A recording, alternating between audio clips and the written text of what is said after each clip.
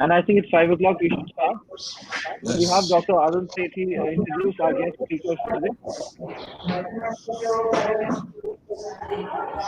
Good evening, everybody. Can you hear me clearly? Yes, we can. Make sure it's right. Let's go. Are we ready? 3, 2, 1, 0. Good evening, everybody.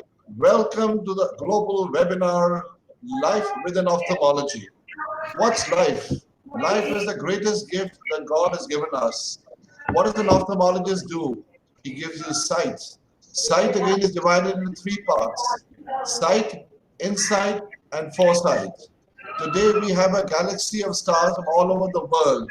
People who have excelled in the field of eye surgery, who are going to show you their hobby, their passion, and how they are at the cutting edge of science, providing the service globally.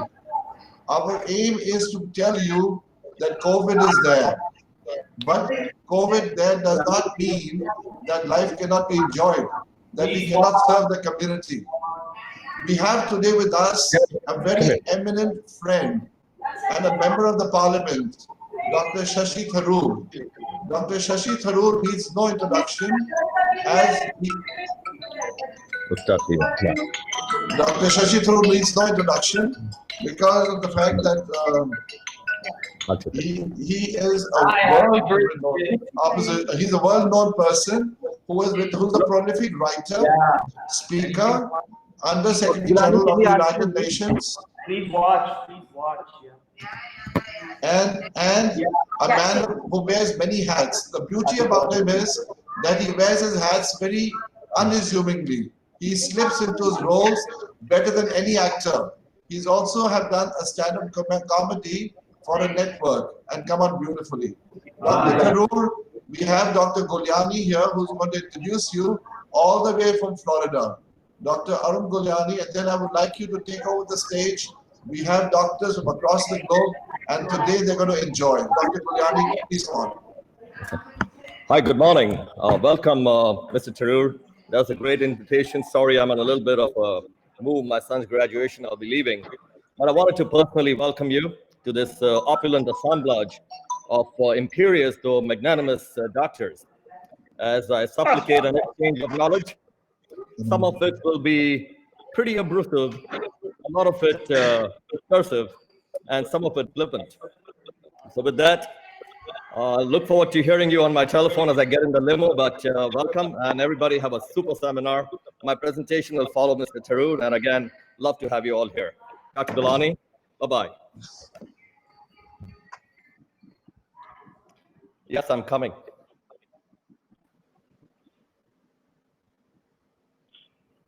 So can we look forward to having Dr. Tharoor.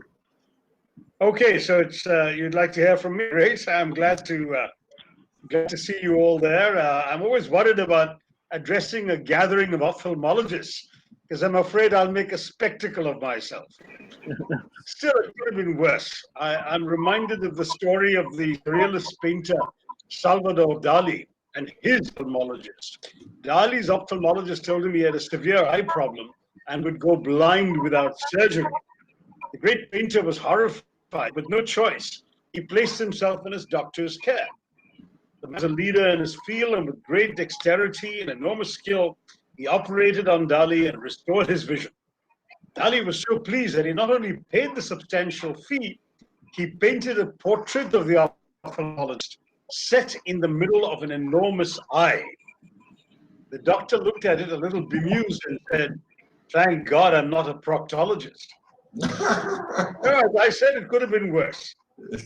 These are hard times for everybody. The coronavirus has laid us all low and locked us all down. That's pretty hard for someone in my profession, which is politics. Social distancing is impossible for a politician. You know, we thrive on crowds, on pressing the flesh. You can't win 2 votes from 3 meters away. But now each handshake requires 2 squirts of a sanitizer. Or you wash your hands and you have to sing happy birthday twice while washing, even though you're not happy and it's not your birthday. But we're moving on, and even if webinars are not always a substitute for directly being in touch with people, You know, the main difference between ophthalmologists and politicians, you come across people with no depth perception. I come across people with no depth or perception. Anyway, unemployment is soaring. Ophthalmologists are also affected. In fact, an attractive young lady told me she goes to the eye doctor just to be alone in the dark with a man who still has a job. Of course, the ophthalmologist looked into her eyes and told her she had twin pools of desire or conjunctivitis. The environment is improving, though. We can finally see the blue sky and wisps of clouds above it, which is normally enveloped in a gray haze. The praise that is just when the air is breathable and clear that people have to go around wearing masks. Anyway, you don't need to be an eye doctor to know how the profile of your, to notice how the profile of your client demographic is changing, literally. People have been told to stay at home so we can flatten the curve. But with nothing to do but make periodic trips to the refrigerator, I can tell you people aren't flattening the curve, they're fattening their curves.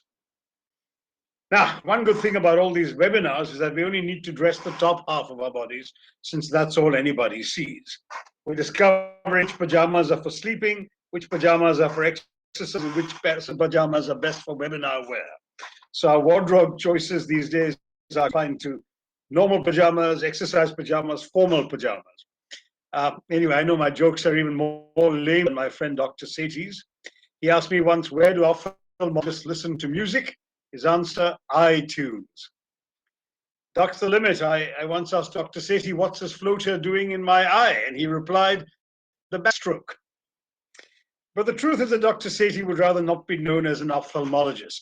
He prefers to be considered a visionary. In his introduction, he spoke of sight, insight, and foresight. So let's discuss what might be a credible vision for the post-COVID world. A few minutes, and then I'll be happy to take any questions you may have. There are a number of trends that will affect all of us, some more in some countries than others, so I won't try and do a comprehensive thing, but if I had to pick half a dozen issues that will affect everybody everywhere, I think one concern that's clearly rising in India and in many other countries is the real risk of the rise of the surveillance state. That is, that all of us have been told at the very beginning of this crisis the lack of credible data in actually being able to trace people with the virus was a serious problem. So people started inventing apps to do that, to provide contact tracing. Governments leapt on. Today we have an app called the Arogya Setu app, which has been made mandatory by the government. If you want to catch a plane, catch a train, be evacuated, go to work in the government, etc. And the problem with that is it uses the app itself, plus cell phone towers, plus mobile, that is mobile cell phone towers, Bluetooth and GPS to trace your every movement in order to beep if you come within 50 meters of anyone who's been diagnosed with COVID. The problem is, of course, it can also trace where you're going, who you're meeting, even after COVID is over. And this is something that remains a serious risk to people's privacy, and there are similar problems with many similar apps in other countries. There is a great risk, I think, if I were to take a second issue, of an increase in mental health problems in the world. We're seeing more and more reports, even in a country like where we don't have much of a tradition of going to psychiatrists. We go to more ophthalmologists and we go to shrinks. But certainly there's a rise now in mental health problems from people in stories of domestic violence, all sorts of challenges, and this is something that I think we all need to watch out for. A third, perhaps slightly more benign likely development is changes in the way we live. One obvious change is the fact that we are doing so much online and virtually that we will presumably find ourselves in a situation where many companies will continue to resort to this kind of work pattern more and more, rather than obliging people to congest the roads and pour themselves trains and buses to get to offices. That kind of significant change will have other kind of knock-on effects. Of course, it will require countries to dramatically increase their broadband capacity. In India, we are, I think, 92nd in a list of 103 countries when it comes to broadband range, depth, and speed. So I think certainly we need to improve that dramatically if we want to get onto that particular bandwagon. I believe we should, at least for kind of white-collar work. It'll have ripple effects on things like urban planning, because if a lot of people don't need to live in congested city centers anymore, you might be able to actually allow people to work out of villages and rural areas as long as there's reliable 24/7 electricity and excellent last mile connectivity of broadband, neither of which we've been able to take for granted so far. And you can start decongesting our over-congested cities in the process. So there's some interesting issues there that are going to arise for issues of urban planning, for transport infrastructure, as well as for the kinds of future for offices, office buildings. Will people need to be in large office buildings anymore? A lot of these things are much less clear. You all know Twitter has allowed everyone to work from home as much as they like indefinitely, well beyond COVID. That's one company, Silicon Valley company, so ahead of its time, but others may well be inspired by that example. 3 more quick points on global trends. I think one thing is very clear: we're going to be seeing much more deglobalization. That is, that there's an increase in nationalism, which was already apparent before the coronavirus.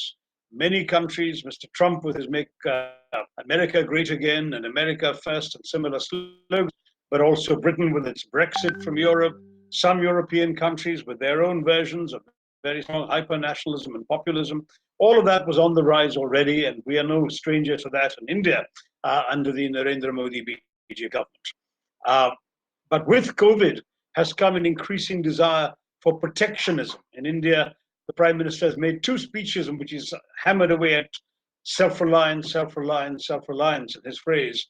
And the result of this is going to be, I mean, the reason for this is partially because of the difficult lessons that people learned from their dependence on global supply chains. So when China initially shut down, a lot of factories around the world were disrupted because crucial parts for vital products they assembled for export were no longer coming from China. The same applied to other countries as other countries shut down. And now more and more countries are saying we need to bring manufacturing back to our own countries, even if it means paying a little more. Well, that will then also create an end to the consumer culture in the world. Because if indeed you're not getting the bulk of your goods cheaply manufactured in China and assembled in Malaysia and exported from Vietnam, then you're going to be paying more for it if you're going to be paying American workers or German workers to do what East Asian workers were doing till now. So all this is going to change our consumption patterns as well as our financial outgoings. And the world is flat that Thomas Friedman wrote about 20 years ago is suddenly going to look a lot less flat in the years ahead. So deglobalization, more nationalism, more protectionism seems to be the order of the day. A corollary of this is I think we're going to see threats to multilateralism. We've already seen a rise in xenophobia in many societies. People who are Chinese have been discriminated against in many places. That's unfortunate, but it's at the same time something there's been a lot of evidence for.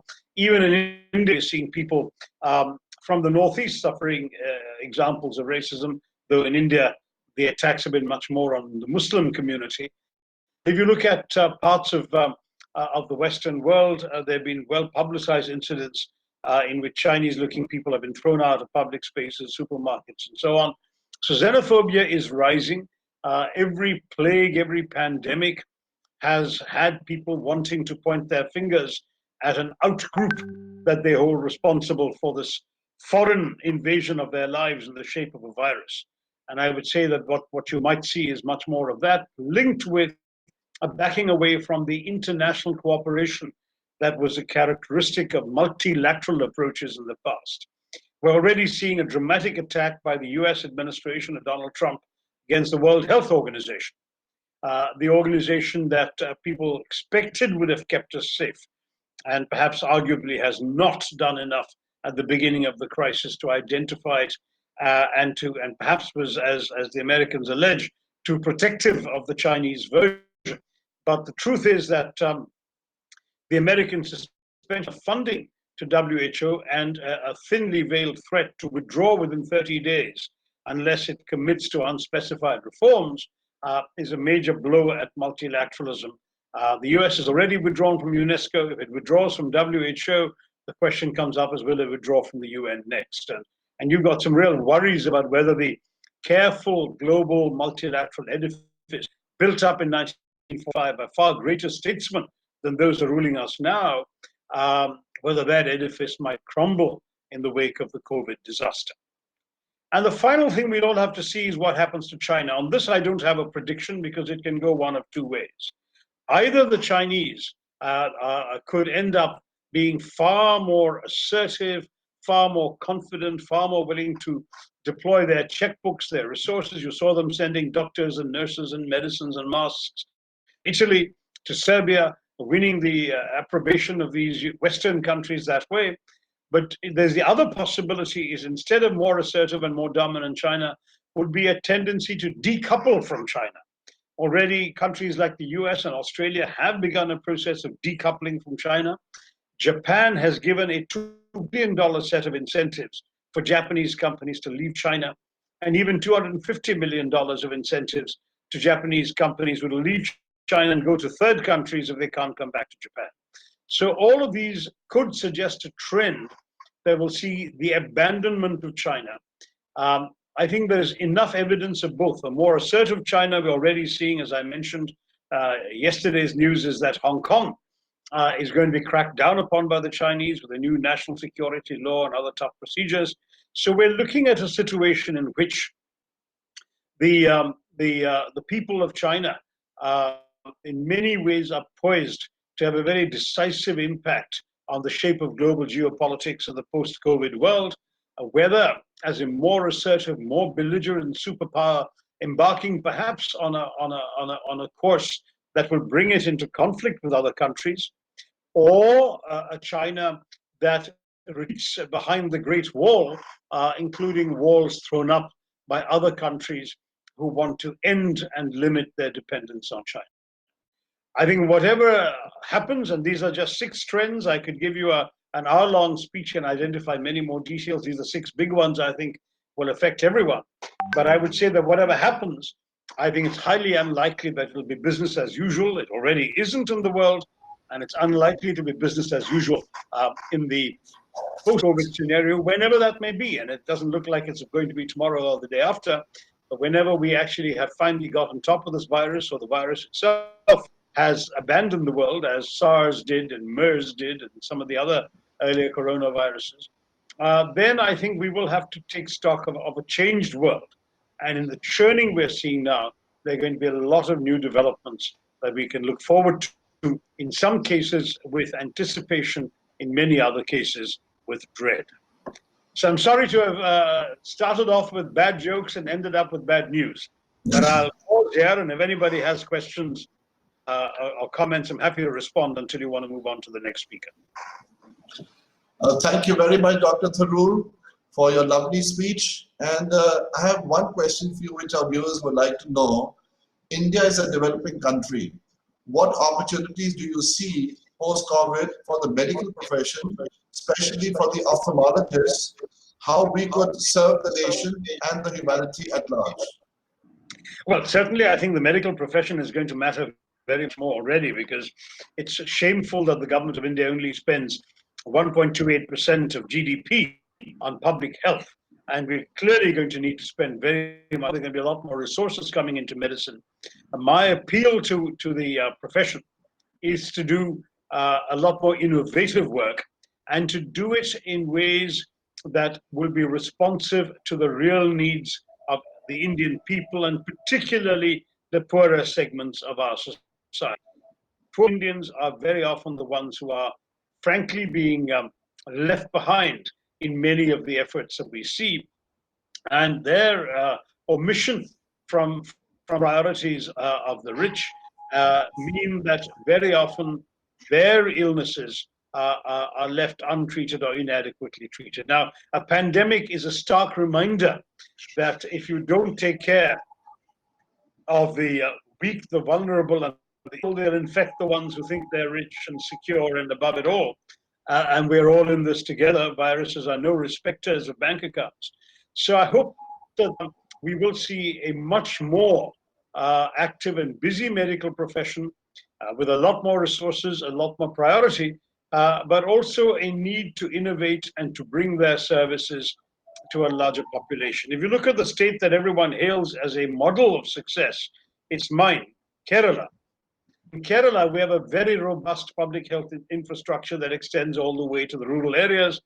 Every village has a functioning community health center or primary health center with nurses and doctors and medicines. And if we can move in that direction for the whole of India, it would be a great try. Ophthalmologists, in many ways, have not been specifically challenged by COVID because while COVID seems to affect every internal organ, there's no specific example of eye damage coming out of it. But in the general re-emphasis on public health, eye health is also something that we can focus on in the time ahead. Thank you very much, sir. We would like you to stay on with us, and we'd like the next speaker to show us his job so that we can then take it up from there, and we require your comments on the hobby they're going to show. So you'll be with us for another 15 minutes. In the meantime, the audience can send in their questions. And we're very, very grateful. I have another 5:30 commitments I will have to abandon you. Sorry. Okay. Thank you very much for coming on. We appreciate it. Thank you. Take care. Thank you. Thank you for coming, sir. Thank you.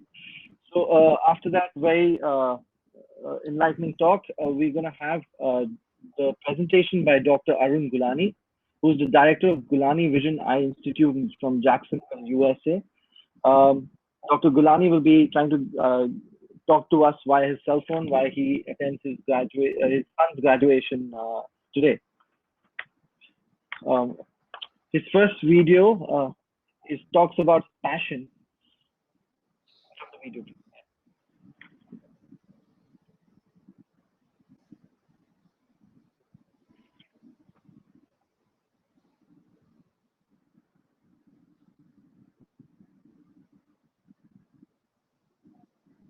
Is there an issue with the video?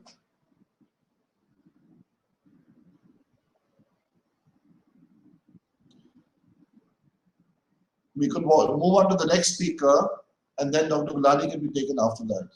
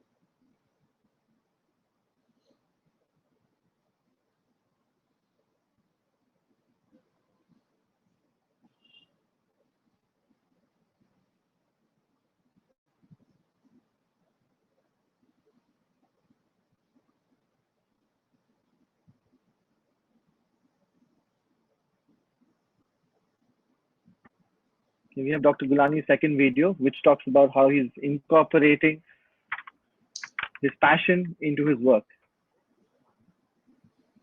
Aarti? Hello. It's the video titled Absentia.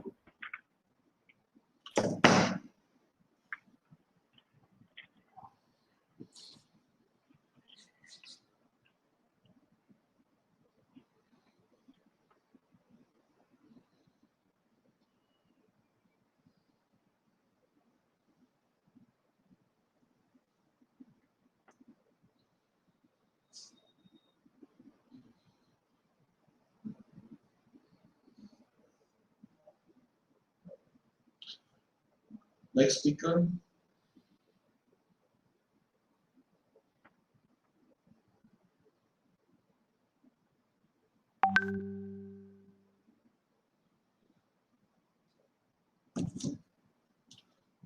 So I think in the meantime, we can have the next speaker to come in.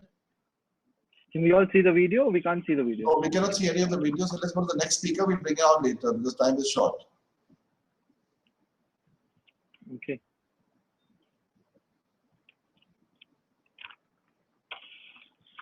So our next speaker is Dr. Steve Ashnoff. Dr. Steve Ashnoff needs no introduction for anybody who's attending today. Dr. Steve Ashnoff is the Associate Professor of Department of Ophthalmology and Vision Sciences from the University of Toronto, Ontario, Canada. And Sir is going to share a few skills that he's picked up in the lockdown and talk about how it's incorporated into his practice and share some scientific knowledge with us. So over to you. Okay, do you want me to play my video? Please, sir. All right. Okay, I'll play it myself. Okay.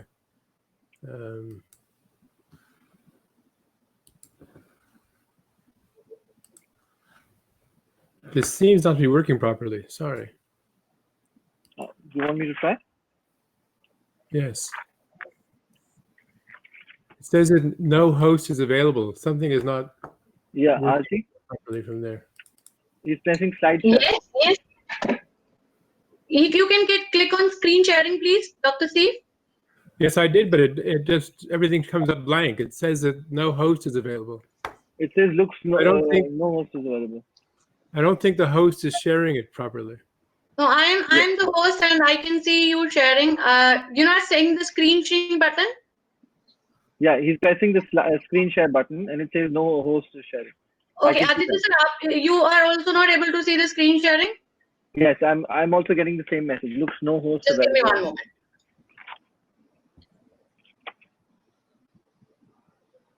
So in the meantime, Dr. Ashna, would you want to speak to our audience?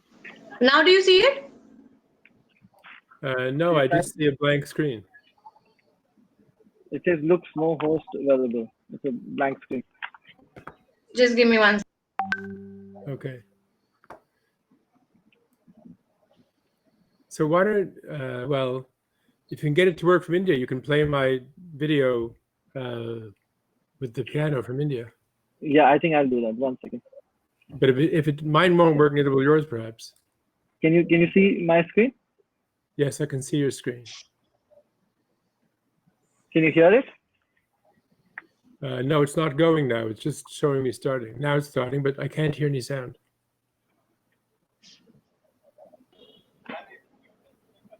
No, there's no sound.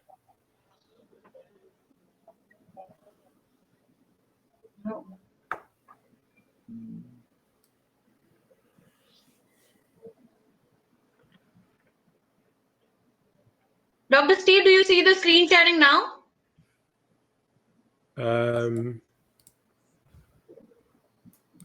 Let me try to play.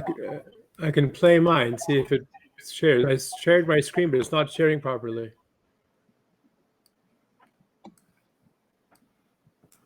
Dr. Aditya, can you please stop sharing screen and I can give the access to him? Yeah. Can you click it on click it on again? Screen share request. Yes. Okay, you have to share my screen after I do. Okay. So I'll now have to allow you to share your screen. All right. It's already allowed. Is it being shared now? Can you see my screen? 1 second.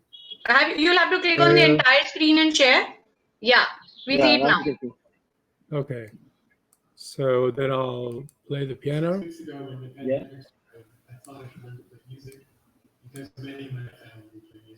So here we go. I can hear you. Does it work? Yes, it works. It does. Okay.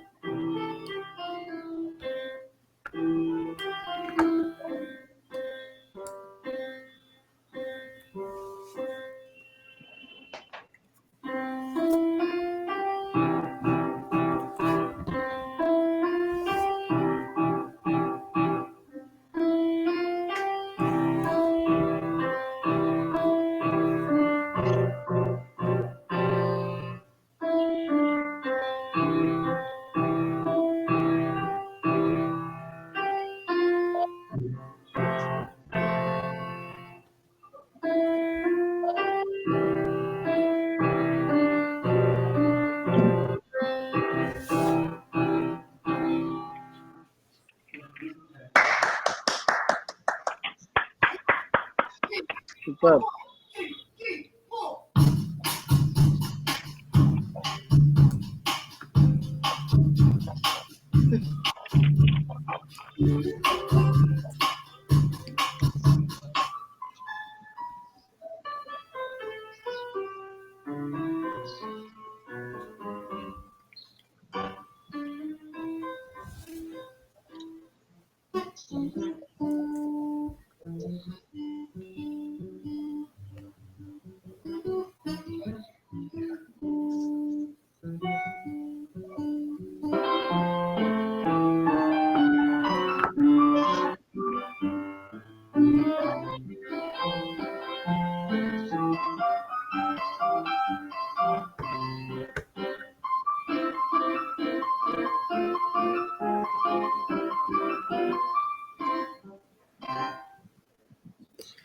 So you can all see that with my family, who all play music, I have about 9,990 hours more to practice out of the required 10,000 hours.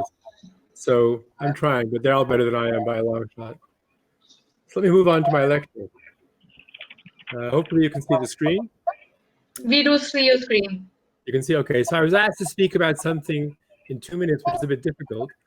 So one of the problems we see in cataract surgery is extension of capsulotomy and getting tear-outs, like Argentinian flag sign. So I want to show you that it's a problem with femtos as well. And first thing I want to do is give credit to the recent video at the ASCRS virtual meeting by Dr. Vina Sethi and her co-workers. And one of the points I noticed in her video is her frequent refilling with HPMC. And I think that is an issue because India uses both the HPMC. So let me take that back and extend a bit. An Argentinian flag sign really is not a complex problem. It's a problem because when you allow the pressure in front of the anterior capsule to be less than the pressure behind it, the capsule will naturally, by basic physics, tend to tear outwards. And I've talked in my courses and written papers about doing what I call pressure equalized cataract surgery, where you increase the pressure in front of the lens to exceed that behind it, and the capsule will tear in and not out.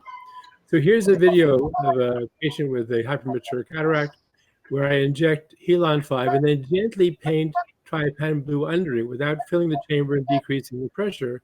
And you can see that you can then easily, with a needle, not a forceps, because you don't disturb the anterior chamber, go around and open the capsule and nothing moves. So the same principle.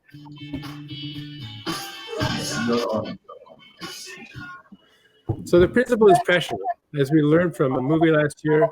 And you see, here's a picture of a flag sign and one below it of a patient who just had flax. And the same thing has happened in both cases. In the hypermature cataract, you see necrosis of lenticular contents, and imbibing of water makes the pressure inside the capsule greater than outside of it. And that can be counterbalanced by using a very highly viscous cohesive OVD in front of the capsule. And the same thing occurs in flax. When we get gas inside the capsular bag, the lens can move forward and block the capsular exits and allow the pressure to build up. That can cause these capsules to extend. So I'll show two cases here. And here's a fairly simple one, where you can see over here that the capsule has not separated from the peripheral the capsule. As I inject Helon 5 until I see a depression in the center, I know that the capsule will only push in and not out. And I use these very tiny Hypermature Cataract masculine forceps, go in and do what Jim Gills always did, push posterior for the rexus and not anteriorly. And as you push it in and towards the center, it will all tear inwards. So I'll show you a more complicated one on the right side. And here you see that most of the capsule here is not free. You get the arc where it's free, but you don't see it free here at all. You go back with the same forceps and you push in and pull centrally with a slight rotation movement, and you will cause the capsule to tear in the method that Jim Gills always did his capsulotomies, by pushing posteriorly and centrally.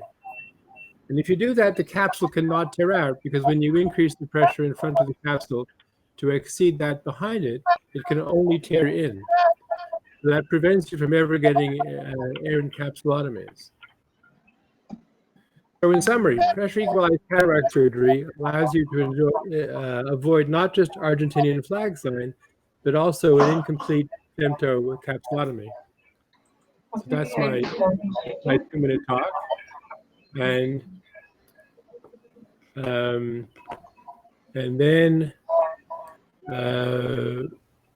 I'll stop sharing the screen. My only comment would be that I've been using the time of the pandemic to try to learn piano, which my family all play, and they play instruments, and I don't. So I thought I'd spend some time to learn. I'm sorry that I was so bad, so I inserted my children and grandchildren to show you that some of them actually do play quite well. But I do have a few points to mention to you about using OVDs better. And I know that in India, they don't like to use Helon, they use HPMC. But for some cases, if you use a more highly viscous cohesive OVD, it does make things easier. So thank you very much. Comments and questions are welcome. Thank you, sir. I beg to differ that you don't play well. I think you played really well. I think we'll move on to our next speaker because we're running a little short of time. Questions will be followed after. We're going to have Dr. Vaibhav now introduce Dr. Ehud Asya. Dr. Vaibhav, please take over. Yes, it's my pleasure to introduce Dr. Ehud Asya, Medical Director at Untitled Eye Center, Tel Aviv, Israel. And he'll be telling us about his passion and how that has helped him in growing ophthalmology. Dr. Asya. Yes, can you hear me? Yes, we can. We can. Okay, so I'm trying to share. I'm not sure if you can see anything.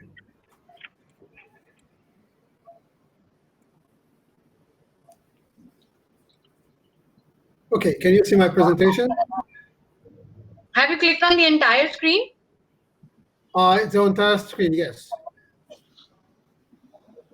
Can you do that again because we don't see your screen? I You don't don't. think you clicked on the entire screen. Can you just do that again, please? Okay, let me go back again.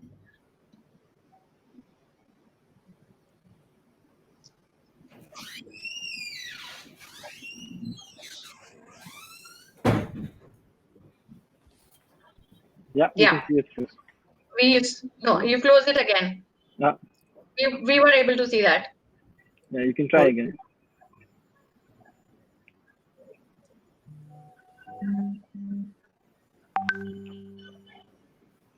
Can you see it now? No, I think you've not again clicked on the entire screen. You did that earlier and it got, if you can just try that again. So I do the entire screen. Yes, and share.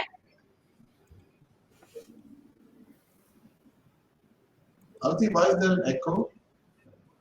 No, we don't find any echo, Dr. Arun. Dr. Aditya, are you? No. No echo. I don't. There's no echo. I have my entire screen now. Should be. Yeah. Do you want me to play your slide? No, I prefer to do it myself because I need to run in between the slides. But can you see my slides now? I'm on. No, but we've not seen your screen, Dr. Ehud, yet. If you can just do that again for us. You'll have to press this screen share, and then you have to select the window, and then That's you have to exactly what I'm doing. Screen share, and then I'm doing my Then whole you have to select the window. Yeah, hold the entire screen. screen share. Entire video. Screen share not working. It says something that Dr. Aditya is taking over. I'll take over.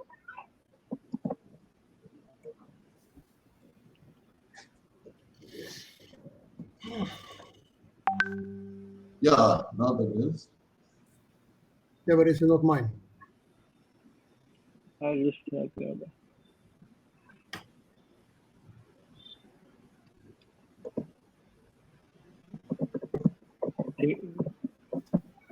Dr. Asya, can you see the slide? I can see the slide. Yeah. I cannot control it. I'll do that for you. Just say next. Okay, it will take forever. Anyway, okay, let me just start and tell you a little bit of our life in within ophthalmology with the COVID. Next. Okay, and now that because of the COVID, we have plenty of time. We have much less patients visit, much less operations, no elective surgery, no travels, no meetings, no family visits, and no babysitting. Next, please. And this is pretty sad because, this is, for example, of a family gathering. This is an example for the Passover celebration. Next, please. We used to be like 20 or 30 people. Now we are only the two of us, me and my wife, and a computer in which we need to share the family with the Zoom. Next.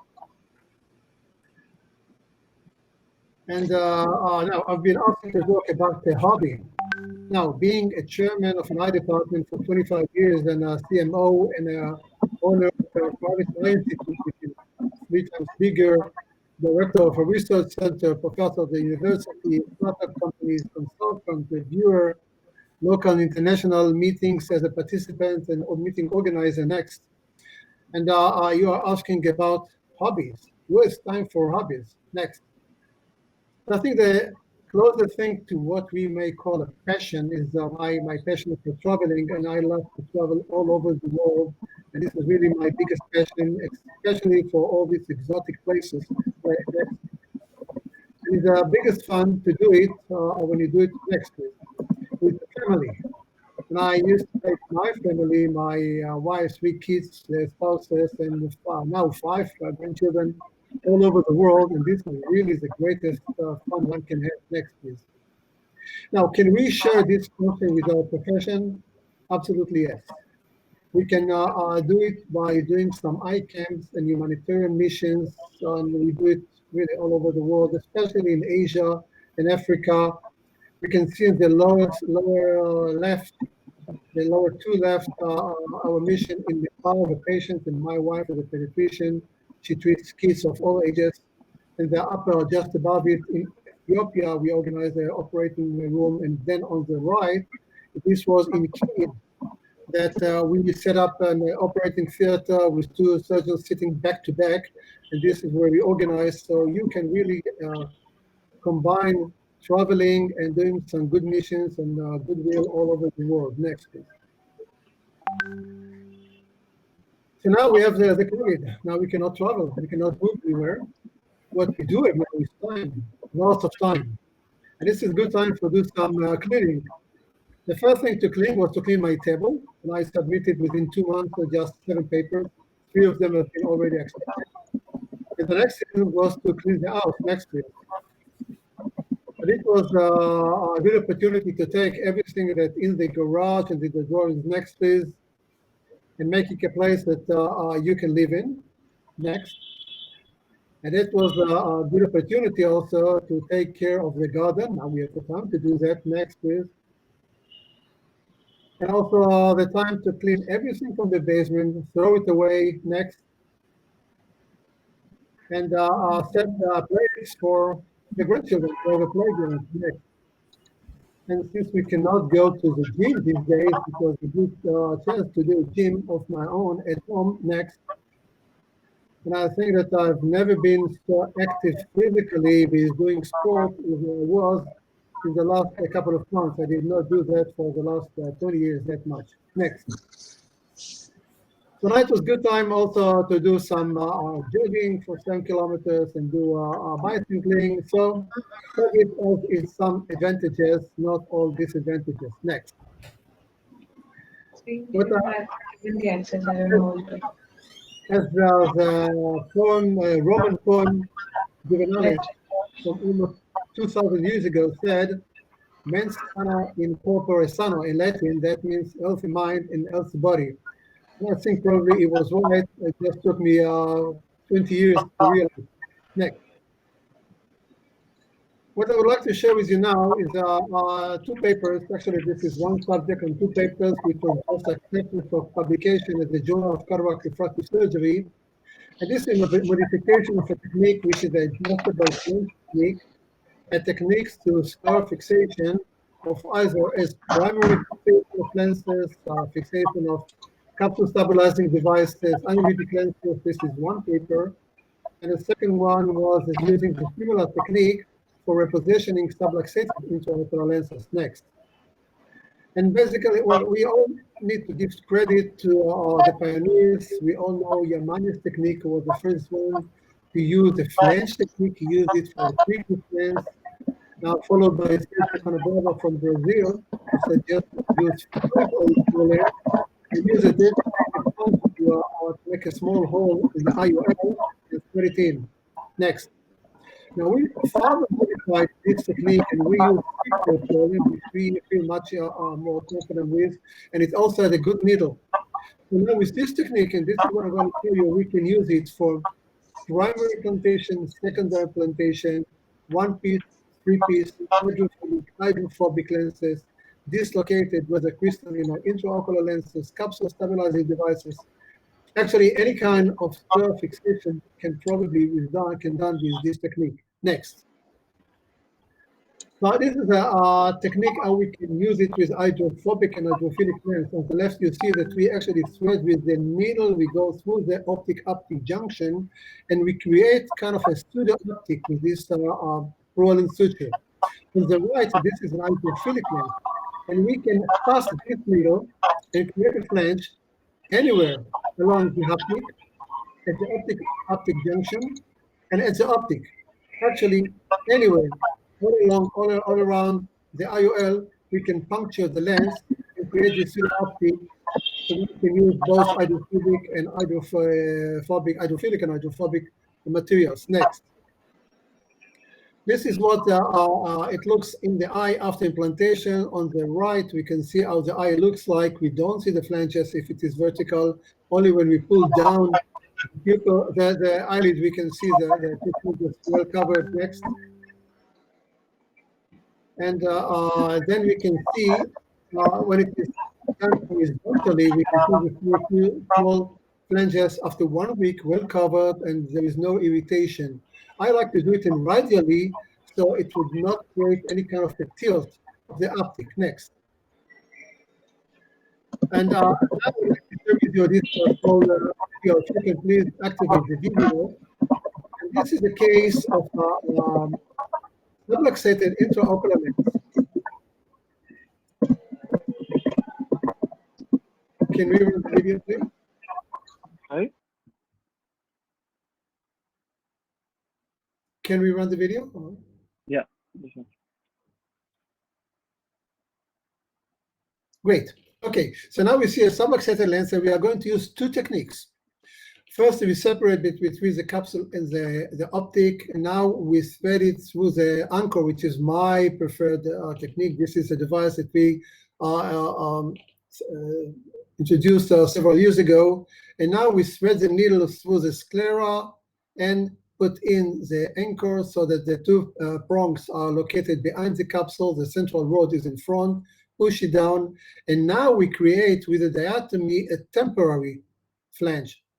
We insert the 27 gauge needle behind the optic and then in front of the optic and make these two flanges, close it on one side, and this is the beauty. We can adjust it until we make sure that we are absolutely perfectly centered as it is now, and this is at the end of the surgery. The IOL is well centered. Next. No, next. And this is what the eye looks like at the end of surgery. Next, we can see the anchor on top with one flange. Next, and then we see the two flanges of the lower optic, well centered and very stable. So it does work also for this capsule stabilizing device. And this is an aniridic IOL. And you can see the color is brown. This is the color of actually the lens as it was manufactured. It was total aniridia. Next, and you see not only it's stable and effective, it's also cosmetically very well appealing. Next. So we are now at the time of COVID-19. It is a terrifying pandemic. It's not over yet. We need to remember it. We may still see a second wave. But the lockdown has its advantages. Mainly, we have time to do things. We have time to clean, and we can turn this lemon into lemonade. Next. And it's time to clean. It's time to clean the table. It's time to clean the house, and it's time to clean the mind. So it's not all bad, but hopefully it will be over soon. And I thank you very much. Next. Thank you so much, sir. Do you have any questions, sir?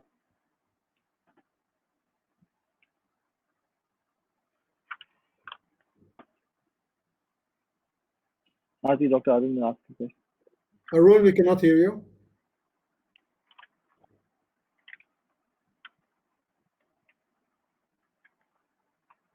Arun, I see that you're speaking, but your mic is off. You're muted. You have to unmute.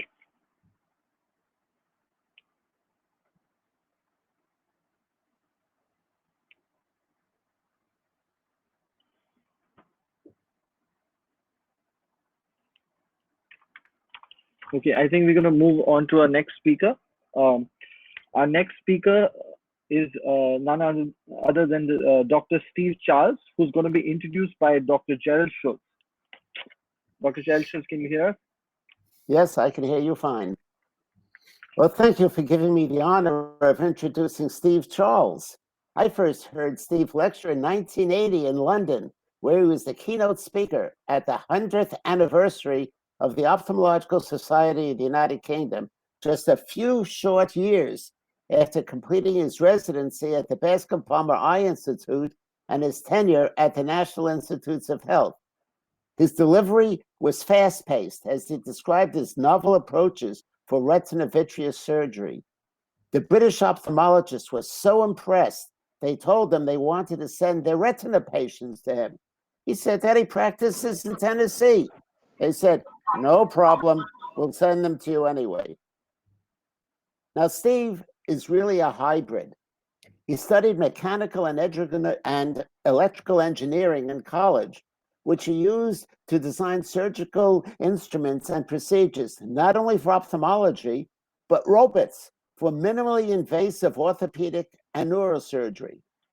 Steve loves flying. Currently, he owns and flies a Sabre 65 jet. He has lectured in 51 countries and has done surgery in 25. If I recited all the honors he received and papers and book chapters he wrote, it would take up the whole allotted time for this webinar. So instead, I will give you Steve Charles himself. Dr. Steve Charles. So we can't see you. There's a dongle in front of the camera. Now Dr. we Steve need Charles? Steve Charles. Yeah. Did the introduction go fine? Did you hear it? Yeah, we heard it perfectly. Thank you.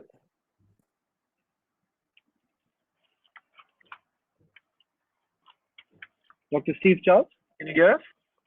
I can hear you.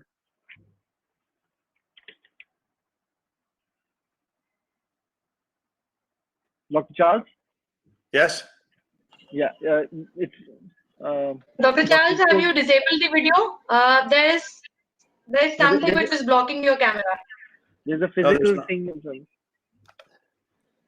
Yeah. We can see the right side of your headset. How about that? No, there's something in front of the camera. Right there. I think there are two cameras on your PC. Yeah, now we are able to see you. Okay. Can you hear me now? Yes, we can hear you. Yes. Okay, so I elected not to put together a formal video presentation or PowerPoint because of some of the problems with the other ones. But I want to thank first Dr. Schultz for that really nice introduction. The first speeches, two speeches we had by the non-ophthalmologists, particularly the second one, hit on a lot of things that concern me about the world that we live in. I have three daughters, two of whom are physicians. The third one works with children, and I was going to talk frankly in the introduction about why I don't have any hobbies and I don't want to have a hobby, because I feel a moral responsibility to work. I'm 77 years old. I work 70, 80 hours a week. I haven't had a vacation in 24 years. I haven't seen a movie in 30. I don't drink. My only outlet, I guess, other than work, is to work out. And the only change there is I used to go to a gym and work out for an hour 4 times a week. And I had equipment and storage and I put it in my little apartment. So I work out at home. I used to go to nice restaurants for dinner by myself every night. I live alone for many years. And now I cook my crummy cooking at the house. So the only difference is no more restaurants, no more gyms, probably for the rest of my life. And I have no plans to retire. I have zero interest in a vacation. And as I said, I work long hours. I was going to address, I want to briefly state that we have horrendous leadership in the United States in the form of Donald Trump in the White House. It's absolutely tragic what he's done with World Health and a variety of other things. These were addressed by our prior speakers, but I share those concerns about our relationship with nations around the world and our position of doing the right thing. It's absolutely tragic. I want to hit on one specific thing that I decided to talk about as I listened to the other speakers. My dad was a college professor. He was professor and chair throughout his life, a variety of departments. He was a famous art historian and sculptor, very humble guy, never wore a coat and tie, worked 7 days a week, 52 weeks a year. We never had vacations or anything, and didn't make any money to speak of.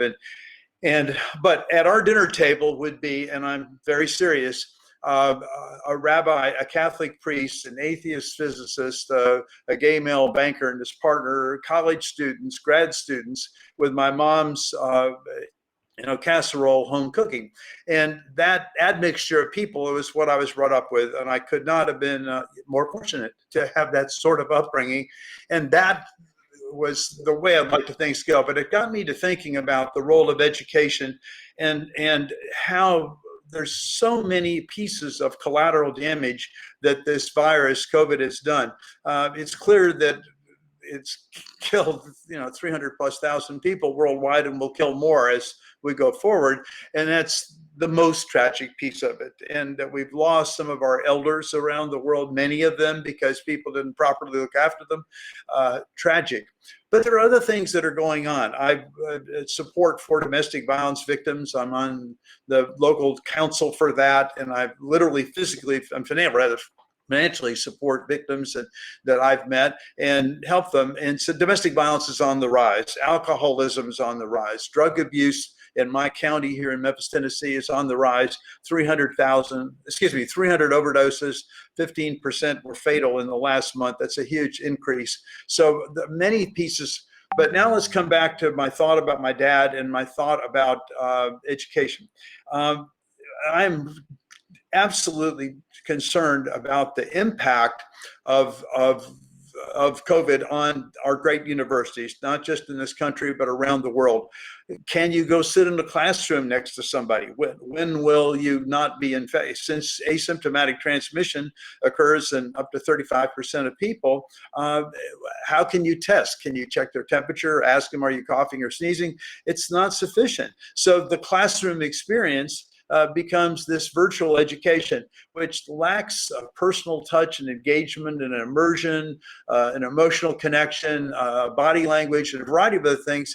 It's, I think, just different to stare at a screen as much as we're trying to do it right now versus being in a classroom with other students. Then the social aspect of college, which I didn't participate in. I wasn't in a fraternity and didn't go to parties, but I did go to sporting events. Now that's gone. How do you put kids in a dormitory in a COVID-19 world or the next virus?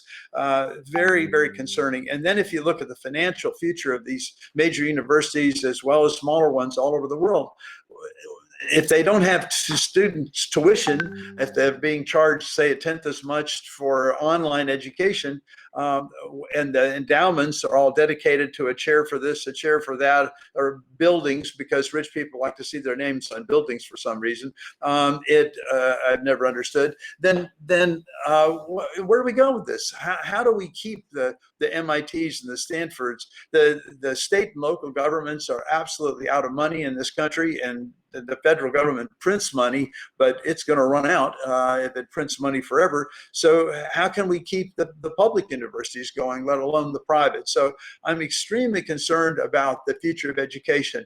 And then if you dial it back from the college level, university level, where my where my father worked, and you look at little kids, the socialization, the exercise, even physical education, the laboratory experience, touching things, building things, painting, assembling things, taking things apart. You can't do that on your computer, and I'm very concerned about about those formative years, the first 6, 7, 8 years of your life when you're building your brain.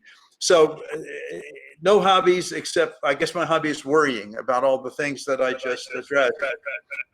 To talk a little bit about where we're going medically, there's some really, really exciting news. And as I said, I chose not to do a presentation on it in a formal sense, but I'm involved with the project at the NIH where I worked for 2 years, and as a volunteer, I work there now, headed by a gentleman that was originally from India, who's a PhD named Kapil Bharti, and he is absolutely brilliant. There's 50 scientists on the team. We collaborated with a team that rolled out of the university, spun out of the University of Wisconsin, and a rather large company there that has that Fujifilm bulb. What are they doing?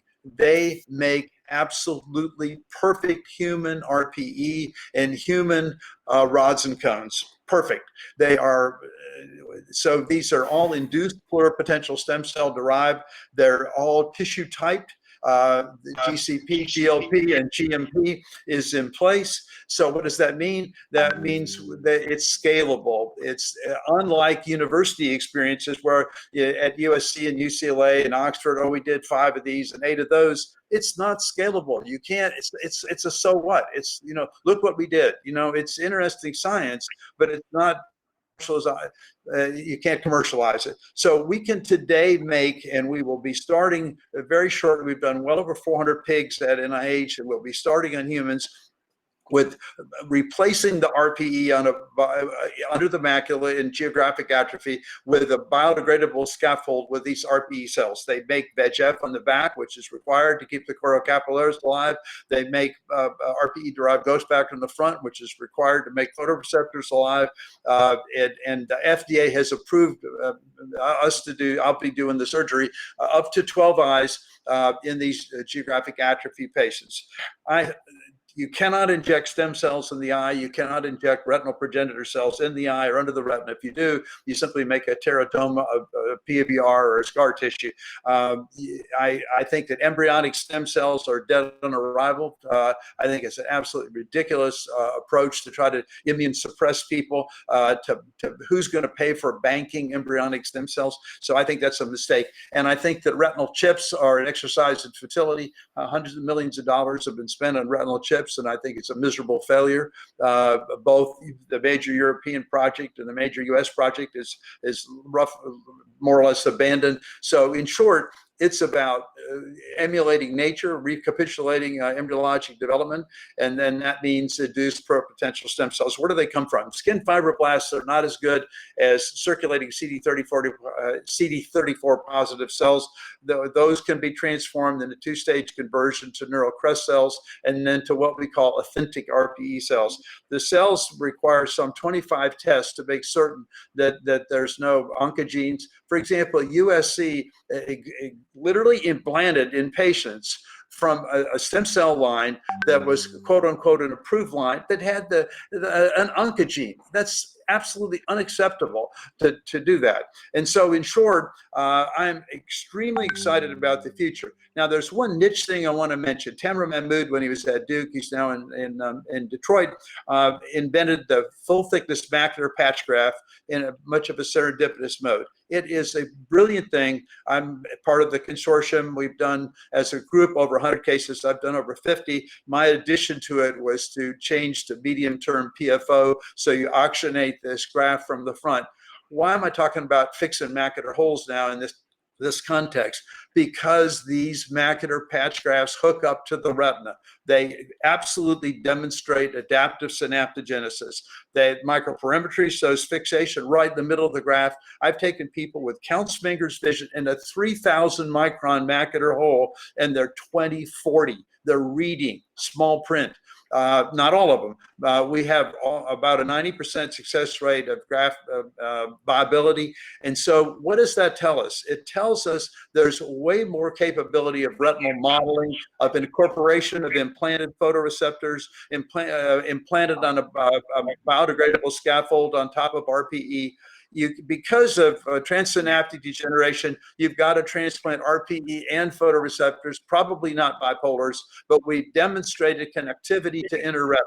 And we were concerned because of the work of Robert Mark that connectivity wouldn't happen.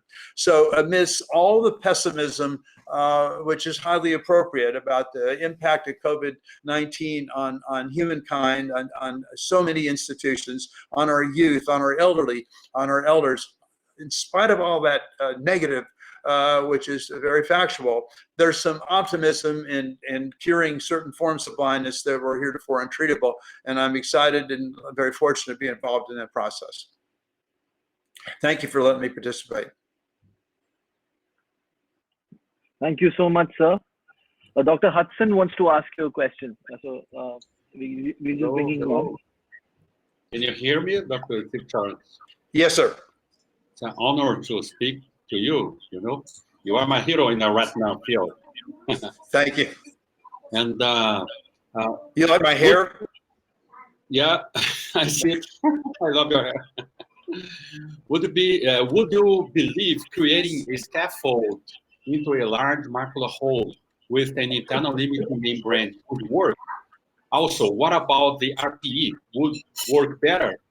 And as you mentioned, giving a bath of anti-angiogenics really would work, giving this bath of anti-angiogenics inside the hole for creating this scaffold?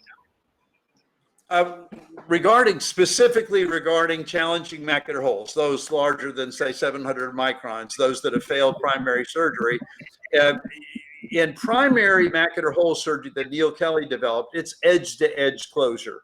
So the whole notion of something in there, a scaffold, fibrin, autologous platelet concentrate, factor 13, whatever, was inappropriate. We thought we had to fill the gap. That's not what we need. In primary macular hole surgery, it's edge-to-edge closure, like closing a clean incision, like a cataract incision. In the holes that are larger, where it won't close in spite of release of retinal elasticity by peeling the ILM, we need neurologic tissue in there. I'm not a fan of an amniotic membrane, which is extremely expensive, and you're hoping the cells will grow. Why not implant posterior retina like we're doing, and we already have a 90% success rate and remarkable visual outcomes. So instead of trying to think of something else, what we've got now, once we have the ability to make photoreceptors on a biodegradable scaffold and implant that is derived from CD34 positive circulating cells, that's a very expensive process. But once we have that for other conditions, say chronic retinal detachment or retinitis pigmentosa or hereditary macular dystrophy, then sure, we could use it for macular holes as well. But for the time being, I'm not a fan of ILM flaps because that's a cellular material.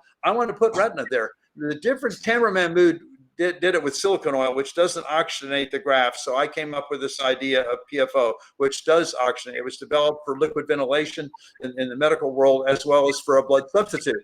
So it carries more oxygen carrying capacity than hemoglobin, whereas silicone oil has a very low oxygen extraction ratio. So that was one piece. But the other thing I did was to say, why are we using peripheral retina thinking Mueller cells are retinal progenitor cells? That's only true in fish, teleos, not above that level. I said, let's use posterior retina. Let's use something that has at least some cone content and some of the Americans and bipolars and horizontals that are connectivity with those cones, and it was just a hope that that adaptive synaptogenesis would occur, but in fact it does. The depressing first papers of Robert Mark from Utah said that when rods and cones die, that not only do inner retina die, but a glial seal form between inner and outer retina. So you read that, you say this is hopeless. But if you read carefully the papers, it said that rod and cone, but particularly rod, axons actually extend through inner retina and synapse on axons. What gets me, and so I was thinking maybe that's why this works, but it's more complicated than that, and it's better than that. It's really remodeling. Why do I say that? 2030, 2040 doesn't happen with ROS. These patients have color perception. They have microperimetry. And get this, a handful of my patients, I think 5, foveated. So you put flat tissue in there that then a fovea developed. It's absolutely amazing, the remodeling power. And so I'm very hopeful about that. Yeah, the best thing would be to rearrange these photoreceptors in the right position, because as you said, they come up together with the ganglion cells, and they are far away from the RPE region over there. And I think to create the foveal shape, normal foveal shape, is an issue. You know, it's gonna get a while, but it's really interesting. It's really interesting to think about just the way you said. Thank you, Ken, for allowing me to participate. Thank you so much, Dr. Hudson and Dr. Steve Charles. Can I ask Aarti to put Dr. Barbara Paroni, Dr. Lisa on, and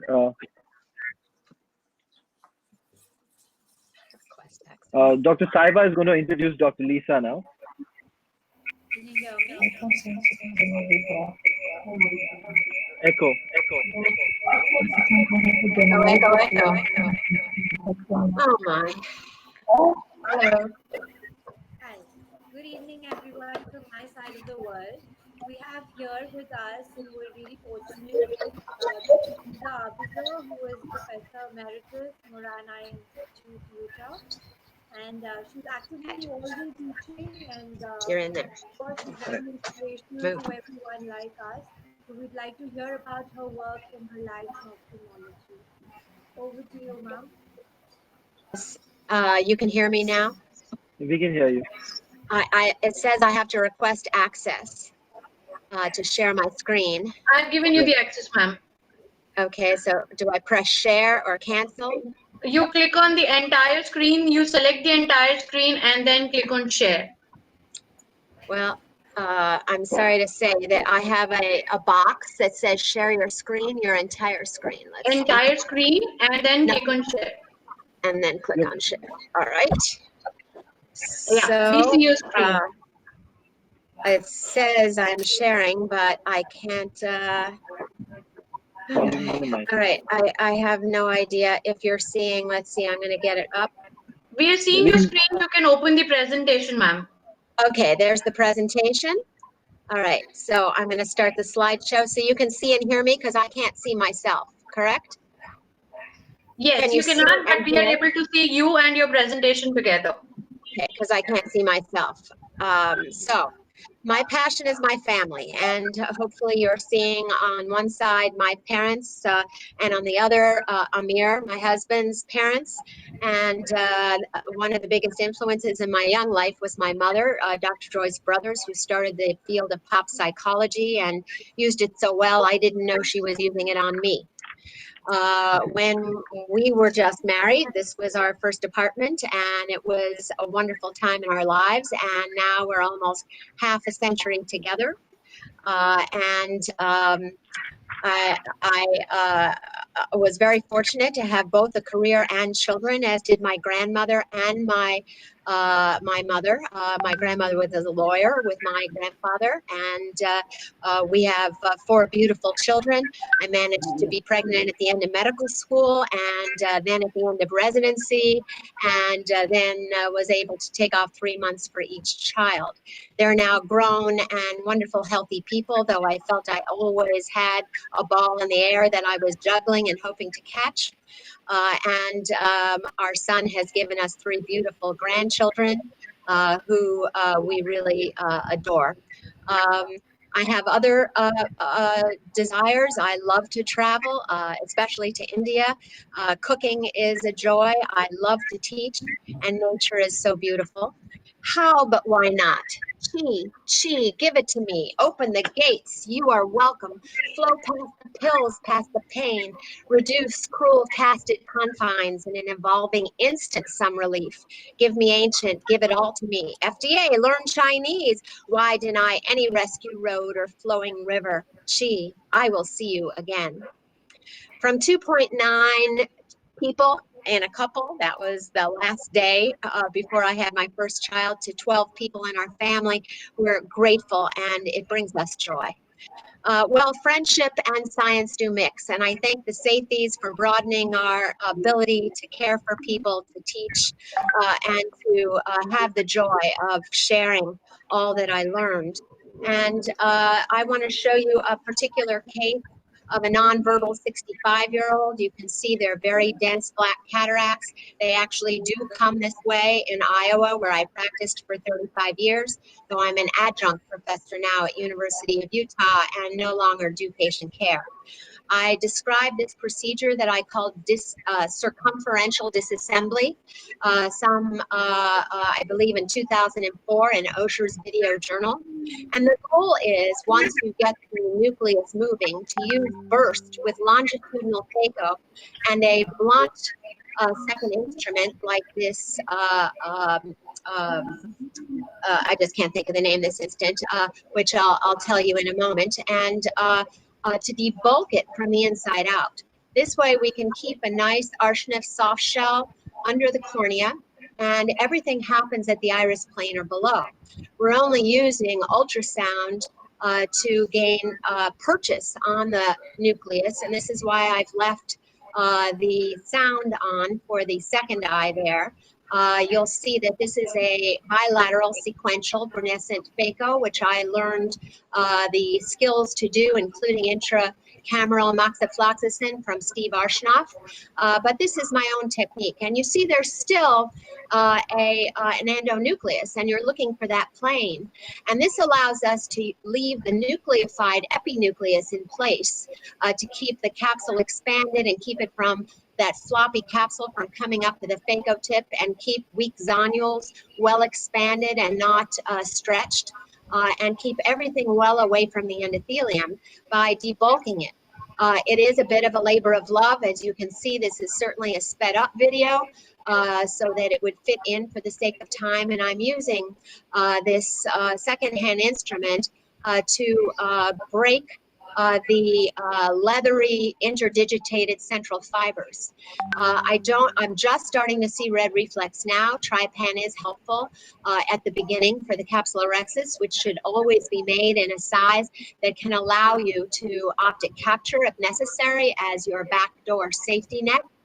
And as we begin to get to this all of the nuclear material out, pretty soon we'll lower the aspiration and flow so that we don't attract the posterior capsule, and always keep the second-hand instrument in place when we apply our phaco time. Now I'm ahead on the second eye, which wasn't quite as bad as the first. And if we want this general anesthesia to be one anesthesia for this patient, and you'll see, I noticed there's a fiber, I'm gonna go for it right away, a few chips. Always pursue it when you can and you see it. In addition, and they always look like they have no cortex, but they often do have cortex peripherally, and we want to make sure that we get that nice and clean. Now, what we need to do is make a posterior capsulorhexis, and so I'm using a 30 gauge bevel up needle to open the posterior capsule, and then I'll use OVD, cohesive OVD, to separate Berger space and make sure that that potential space becomes real. And protect the anterior hyaloid membrane so that we don't puncture it and have vitreous presentation. And you can see I'm ahead doing that in the second eye down below. But in the first eye, we'll go ahead and we can even go through the main incision, though you can use a microforcep through a paracentesis. But when you have good control with your OVD, as I do here, there's no posterior pressure whatsoever. And there's a little fibrotic plaque on this first eye, which we'll get around. I'm hearing an echo, but that's life. And I can even enlarge it so that I can use my anterior rexus as a kind of a cookie cutter so that I'll be able to implant a lens and then optic capture into Berger's space. This absolutely assures, according to Tassignon and Menapace and Burkhard Dick, all of whom have done this procedure and taught me, particularly my mentor for this was Rupert Menapace in Vienna. And it's 100% that there will be no clouding of the visual axis. So we push, usually for normal anterior rexus, we just push on the two poles 90 degrees away. Here we have to walk it around just a little bit. And what you'll see here is that we have nice clear visual axis from day one. So I thank you very much for your attention, and I'm happy to hear any questions. I want to say that I think Steve Charles is both rational and amazing in what he has presented to us, and that was truly a joy. Let's see if I can get back to seeing myself and you. Stop sharing, perhaps? Stop sharing. Yeah. I did stop sharing, but I still don't see you. Maybe I can find you. Here we go. Okay, very good. So hopefully that was brief and within time limits and clear. And I can't say I have no hobbies. I have many hobbies. I can't say I work all the time. I enjoy not working as much as I enjoy working. And it's been a privilege to do what sounds like a pittance in India, which is maybe 30,000 cataract surgeries, and be the one in the middle of Iowa to be able to be an early adopter. And that has been one of the great joys of my life. Thank you very much for the opportunity to present. Thank you so much, ma'am. We love hearing you, and that was indeed a pleasure. Next, we have Dr. Barbara Paroni, who's speaking to us from her center. She's the head of Vitreoretina unit in Brescia in Italy. Can we have Dr. Barbara next? Hello. Hi. Hello. I'm happy to be able to share my life with you. I'm with patients and working, but I was able to find just to share some time with you. Okay, so can I share my screen? Yeah, please go ahead. Okay. Entire screen, share. Perfect. You can see it? We can see. All right, good. So, life and ophthalmology. And this is what my husband said, that I dedicate 3/4 of my time to my job and 20% to family, 5% to hobby. I thought it was more to my family, but this is how my dearest one look at me. And when I'm at work, I love staying in the OR. I could live in the operating room with just doing surgery. And but work is also mostly education and trying to learn more and more what to tell to my patient and how to share what I know with my colleagues. And now with the new ways also in webinar, but in any way I can. So I would like to say that the core of my work in spending time not just with my patient, but for education as well. Imaging. I think imaging is my second love, and it's strongly interconnected. So I study these images. I like to learn from them, trying to learn more. This is the core of my professional career, myopic correction maculopathy. This table is what I'm about to publish to the European Journal. It's a new classification of myopic correction maculopathy. And the table offers insight on the evolution of the disease, the prognosis of the disease, and guidelines for treatment. So my dream is to think that this table can be in any office of my colleagues around the world, to be able to share with them what I have learned on the pathology and try to be useful for the community of my colleagues. My other main topic is has been the transplant of choroid and more recently, the transplant of retina as well. As Dr. Charles was saying, Dr. Charles was saying, I think that the transplant of tissue has many limitations, but it has been a pioneer work that allowed to understand many information on the ability of the retina to answer to different stimulation, to answer to the choroidal transplant, to answer to the retina transplant. So besides the result, it's been very important to study the ability of transplant because of what we have learned from it. And you can hear me, right? Yes, we can hear you. Good. As you can see from this sorry image. to interrupt you. I'm so sorry to interrupt you. Dr. Lisa, can you please mute your microphone? Thank you so much. It won't mute. You can refresh the browser then. Refresh the browser. Yeah, over to you, Dr. Barbara. Okay, I will go on. Yeah, please go. Okay, so I was saying that even the transplant of tissue, we think it's not offering so many results. You can see from the pictures like this that we could even save the vision of many patients, even with this very debatable type of surgery. You see on the top a 62 years old lady with a CNV that has been treated many times. And on the bottom, you see the same patient after choroidal transplant, 7 years after choroidal transplant. She can still read and enjoys the 0.6 vision. So I think it has been very, very important to really try to understand what the transplant can offer to us. This was just a short video to show you, but I think you know how the transplant is performed. Is a very delicate and complicated surgery. I've been doing this for 15 years already, and I have collected my experience in publications with very long-term results. So my hobbies, I dedicate a very short time to my hobbies, and they are strongly interconnected somehow with what I do. Besides diet, that to me is growing life, because growing plant is growing life. My main hobby is photography. So as it is photography and imaging in ophthalmology, it is also in life.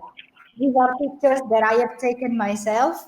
I think the love for photography is the love of looking to the details, looking at what is around me. It's a gesture of love, trying to freeze every glimpse, every memory that basically I see through my eyes and through the eyes of others, to be able to keep my life with me forever. And so my family, as Lisa was saying, is my main interest. I have the fortune of having a wonderful husband and 2 daughters, 15 and 20 years of age. So I try to combine ophthalmology and life, traveling for meetings, that's what I used to do, with the family taking pictures. I think we will be able to start again in the future.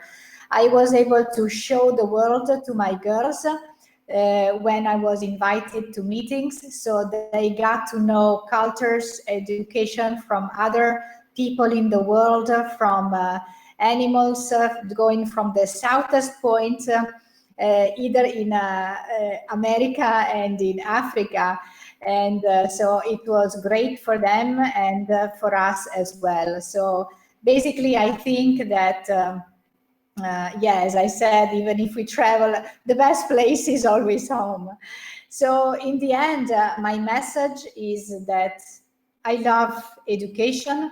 I want to continue to be able to share mutual education with colleagues, patients, and girls, because I think that education is teaching and learning at the same time. Thank you so much.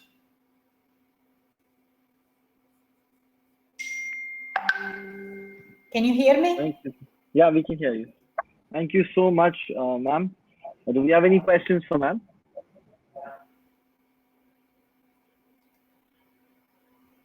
Then we'll move on to our next speaker. Can Dr. Saiba please introduce Dr. Richard Piccard, who's joining us here from the UK.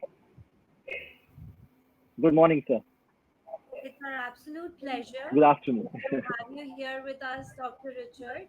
Dr. Richard Piccard is a consultant at Arnott Eye Associates from London, and I had a very delightful personal interaction with him while he visited us at Arundhya Deseret Eye Hospital, and I'm very excited to know what he does beyond ophthalmology.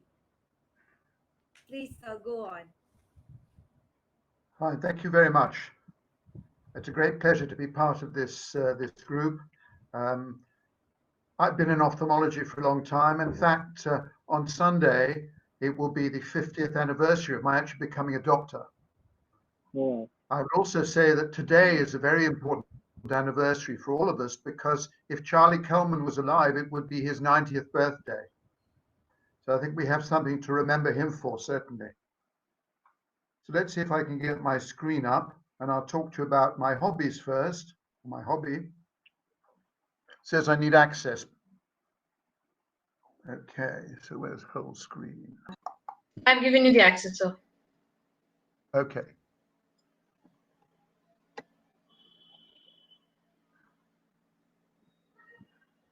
What?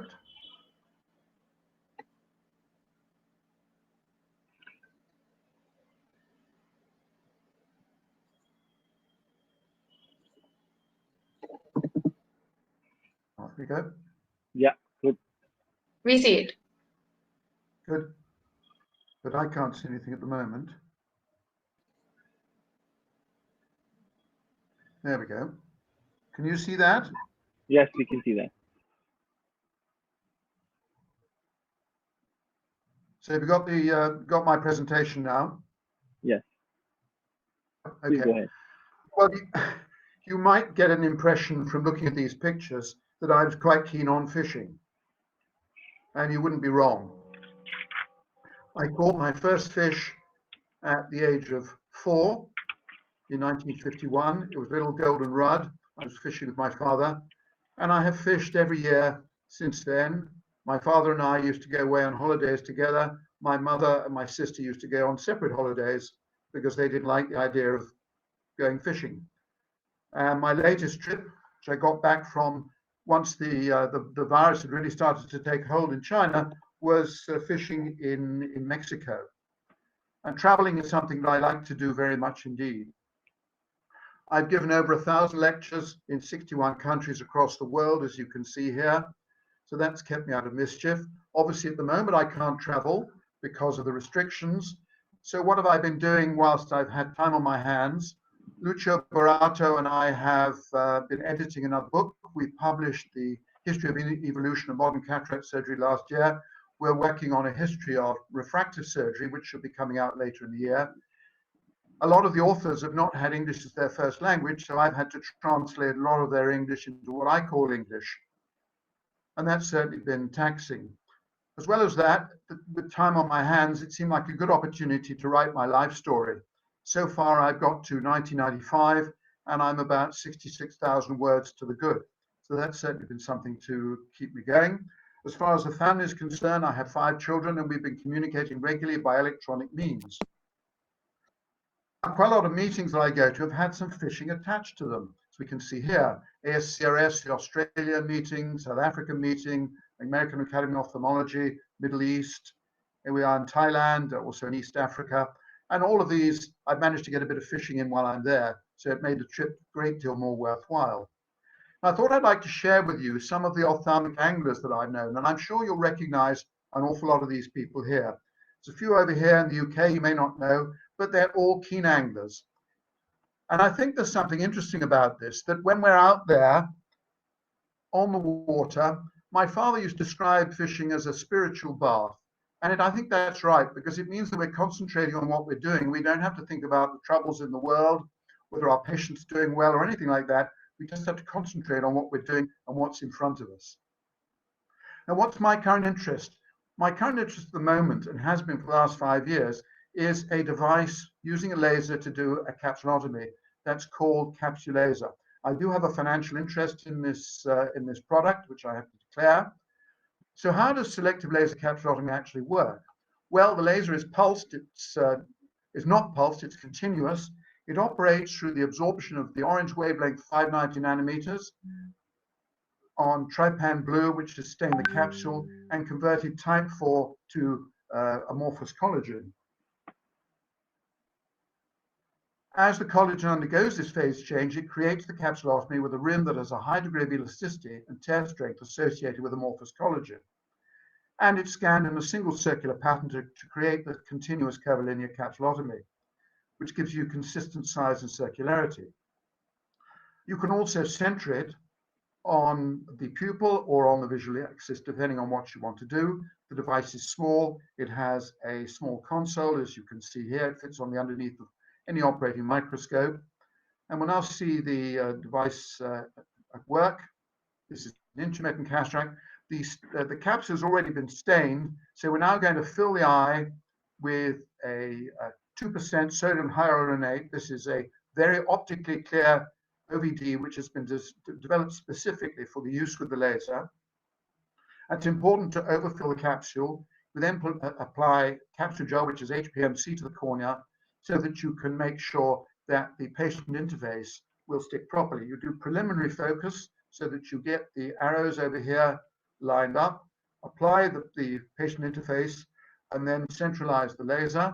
And once you're happily in position, the foot pedal is depressed, and in 0.3 of a second, you'll see the capsulotomy appear. There it is. You didn't even notice it happen. It happened that quickly. The edge is very smooth. It's rolled over, and you get amorphous collagen at this edge, which is what gives it its elasticity. We did an interesting study where we compared paired cadaver eyes between flax capsulotomy using manual technique and capsule laser. And what was surprising was that the capsule laser was able to be that much more elastic than either of the other two. If CCC was 100%, capsule laser was 170%, and flax was about 70% in terms of strength. You see that here. And that was significant. Piccard got carried away one of the days, and he was using the laser and decided to stretch the capsule edge, and you can see that it certainly is very elastic. We did an extensive study as part of the CE mark approval, and we compared the results of this study with published literature on femtocataract and manual, looking at the sizing up here, circularity, and centration. And you can see that this device on the left-hand side over here really did remarkably well when compared with the published literature. It's been used in complex cases. Here's some of the cases that Jorge Aleo has done in intumescent cataract, a small pupil with pseudoexfoliation. And you can also see here that this is a fibrous capsule and a small pupil up here as well. Over 60 surgeons have used the device in over 3,000 eyes on standard cataracts, refractive lens exchange, post-RK, pseudoexfoliation, glaucoma, recessed globes, detached zonules, small pupils, and intumescent cataracts. It's also able to be used underneath the soft shell if you want to do that. 1 year follow-up. This is comparing the same patient. This is the eye that had the laser. This is the eye that didn't, and you can see how different they can look. Thank you very much for your attention. I'm happy to take any questions. And thank you also for asking me to be part of this. Thank you so much, sir. We have a question from Dr. Arun.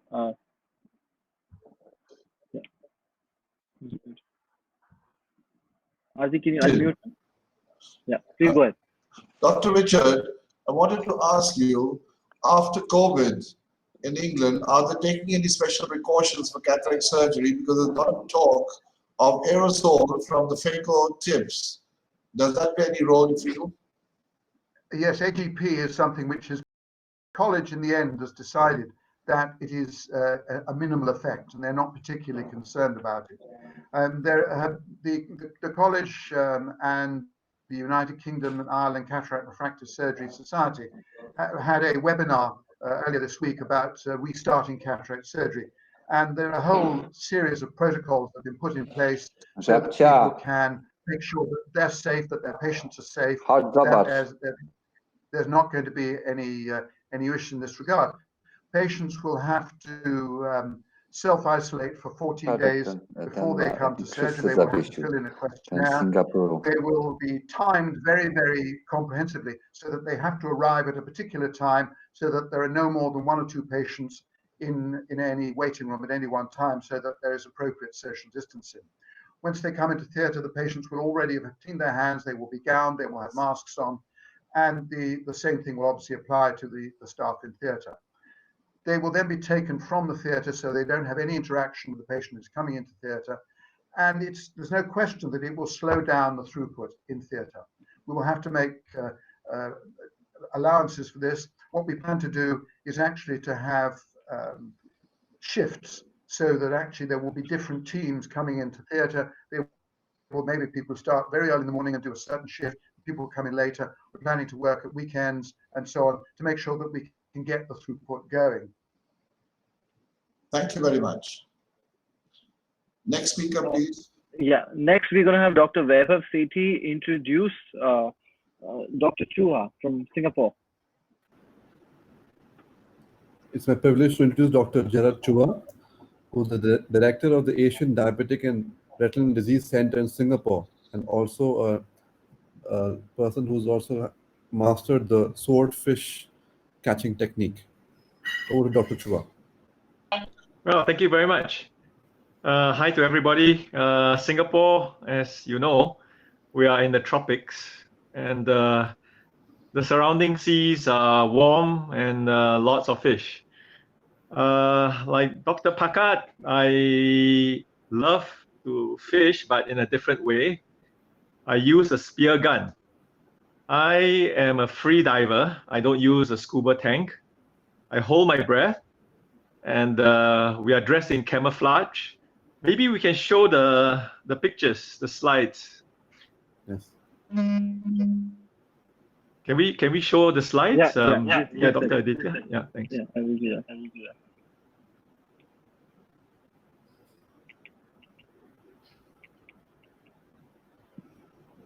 Yes, can you see the slide? Yes. Yeah, can we have the first slide? So we are free divers, and we hold our breath.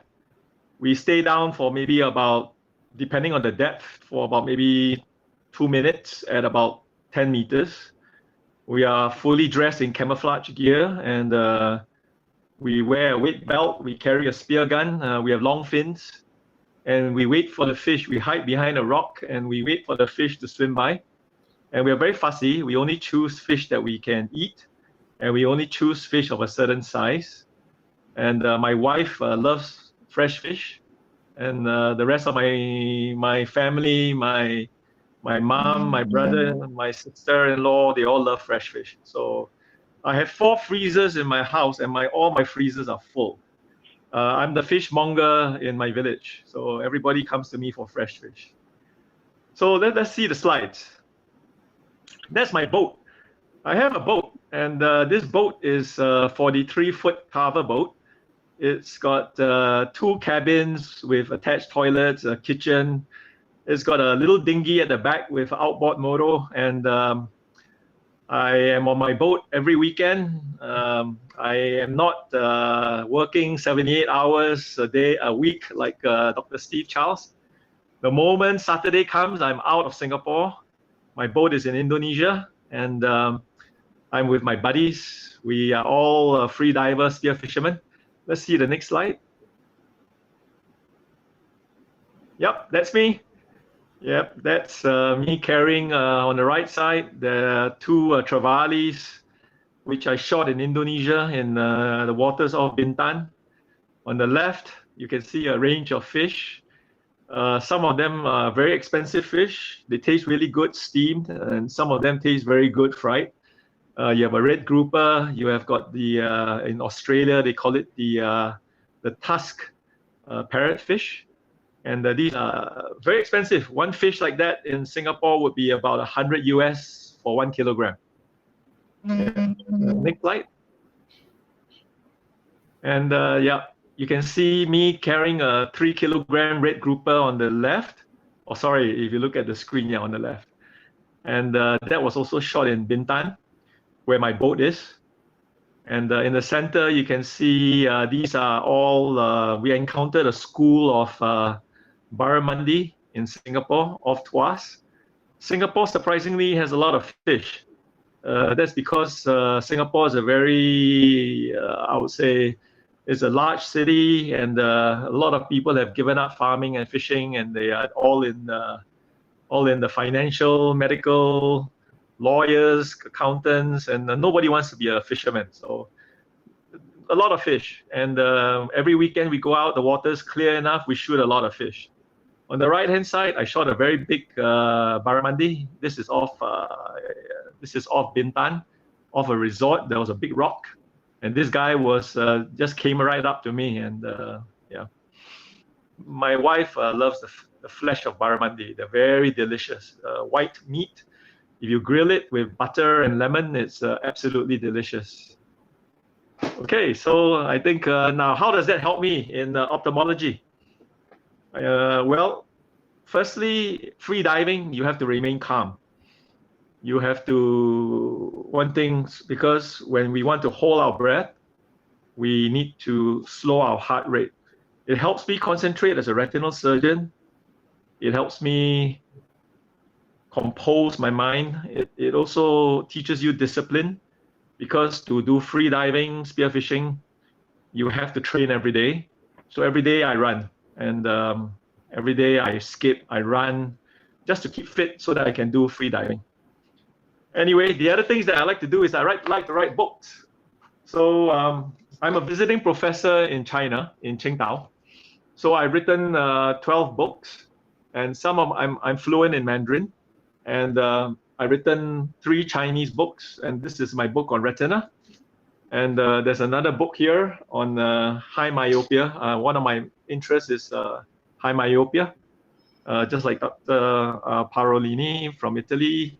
My passion is macular schisis, and I've also written books in Indonesian, in Malay, for the Indonesian patients that come to Singapore. And these are the other books that I've written on glaucoma and, of course, on retina. And these books, I've sold them on Amazon and also to all my patients in Indonesia and from Malaysia. Now, one of my passions is actually diabetic retinopathy. And I just want to share with everybody, I'm sure all of you have already known about this. But this is something that we've come to realize. Can I have the next slide? Singapore, unfortunately, we like to be first in everything. But in this instance, for diabetic incidents, we are behind the US, luckily. We are not number 1 here. So we have one of the highest incidences of diabetes in the world, of which almost, if you average it out, 11.3% of Singaporeans 18 to 70 years old have diabetes. And we see a lot of really bad diabetic retinopathies in Singapore. And unfortunately, there's a bit of an ethnic difference. The Malays and the Indians tend to have more severe diabetic retinopathy compared to the Chinese. Can I have the next slide, please? We suspect that this is perhaps dietary, and there could be also a genetic element to it. Now, could I have the next slide? Thanks. Yeah. So we also find that, unfortunately, for a lot of us who manage diabetic patients, they have a very often coexistent morbidities. And because of these coexistent morbidities, many of these patients are not easy to manage, because very often, if they happen to be severely diabetic, they may have coexistent renal, peripheral vascular disease. Some of them have had below-knee amputations, and they are busy struggling with seeing one doctor after another. And the eye surgeon may be right perhaps at the bottom. But as you and I, we know, the moment they experience visual loss or degradation of the vision, it affects their quality of life. It also affects the way that they manage their health. And what we found is that for these patients, unfortunately, longer duration that they have had diabetes, the higher chance of severe diabetic retinopathy or vision-threatening retinopathy. Now, the latest studies actually have, in a way, validated what we have known by observation, that patients with diabetic maculopathy and good vision, you don't really need to aggressively treat them or inject intravitreal Eylea or Lucentis or Avastin at the first sitting. And you just need to monitor them closely if possible and watch them 3-monthly and OCT visual acuity.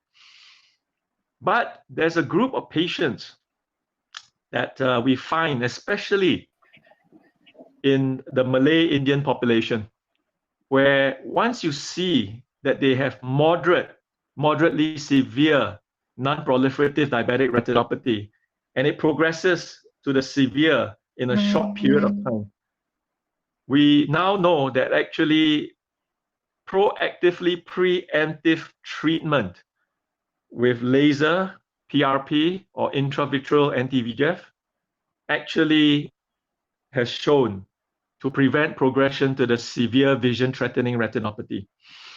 Before that, we suspected.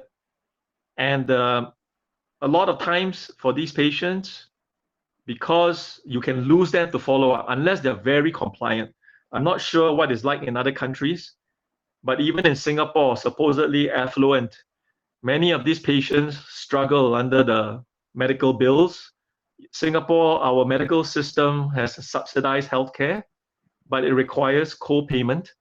So many of them, they do pay about 30% of the bill. And even then, because there are so many other disease conditions that they have to manage, some of them have to manage dialysis bills, some of them have to manage a lot of medication for heart failure. So they don't have enough money to perhaps see us so often. So sometimes if you don't see these guys, for example, from moderately severe non-proliferative diabetic retinopathy, you miss them for 9 months, the next time you see them, they may have a vitreous hemorrhage, and you miss the chance. So this study, in a way, validates our observation, and that we actually are now more proactive. For patients that progress rapidly, I would see them every 2 months. If I think they're non-compliant, I may actually do a pan-retinal photocoagulation at that first time and watch them. Sorry, I have a bit of echo. Okay. Now, in the latest Panorama trial, most of us retinal surgeons would use Avastin as a first line. But what they found is that with Eylea, at the 2-year follow-up, these patients were most likely to see an improvement in their disease severity. But I'm not sure what it's like in your country. But in Singapore, patients pay the full amount for the drug, Eylea. And I'm not sure, but in Singapore, one vial would cost about 1,300 Singapore dollars or 1,000 US. Whereas Avastin is a lot more affordable for us. One vial of Avastin can be divided among 12 patients. And so it ends up splitting the cost to maybe about 50 US per patient. So I'm not sure what it's like in other countries, but normally we start off as first line in Singapore using Avastin. And if they don't respond well, we then move on to Eylea. Can we have the next slide, please? And again, in the Clarity trial, I think it was shown that patients with proliferative diabetic retinopathy had much better visual acuity outcomes with Eylea than with just PRP. And again, in the protocol T extension, you also find that the visual acuity was better at 5 years than at the baseline. Now, what it does show is that such patients, unfortunately, do need constant monitoring. And I don't know about what happens in other countries, but non-compliance with follow-up is a big issue even in Singapore, even in an affluent society. And again, I think the other anti-VEGF drugs all of you are familiar with now, broadly Suzimab, Abicipar, and I'm sure you also know that Faricimab. I mean, all these you have seen. And I'm not sure about the costing of these drugs, but in Singapore, costing unfortunately does play a large part in deciding which drug to choose. Now, for what I do, again, the next slide, yeah. Normally, we see a lot of diabetics in my practice. I do a lot of surgical retina, but I also do medical retina. And if on the first follow-up, we do not see any diabetic retinopathy, I just see them yearly. Mild, non-proliferative, I see them 6 monthly. But the moderate ones, I watch them closely. The moderate ones, I'll see them every 2 monthly if possible, and I monitor them for progression and increase in hemorrhages in many different quadrants. The moment I see errors, I would definitely treat them. So I'm not sure how the rest of the retinal surgeons would, but this is what I would do in my Asian Diabetic and Retinal Disease Center. And our database here, we have about 30,000 patients, so we are quite busy. Well, but thanks for letting me share. Thank you so much, sir. Next, I'm going to ask Dr. Weber to introduce Dr. Edward Valagalla from Poland.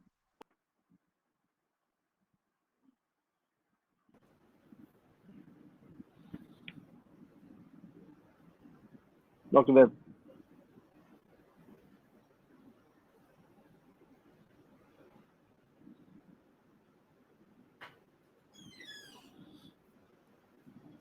It's my honor to introduce Professor Edward Valagalla. And I had the opportunity to visit his center as well as be with him at the conference recently, just before COVID actually did do a bit of a problem globally. And excellent orator and excellent corneal surgeon, and got to learn a lot of things. Even being a retina surgeon myself, I got to learn a lot of new techniques in the anterior segment domain. So I'm very happy to introduce Dr. Valagalla. Please, sir, maybe have a presentation. Good afternoon for all. Thank you very much for this kind introduction. It was really last conference in Poland, maybe first and last in this year. It was in March, 8 March, and we met, and I think it was excellent conference about anterior segment surgery, diagnostic, and can you show my presentation? Yes, I'd like to show my slides. Do you? Yes. Just one.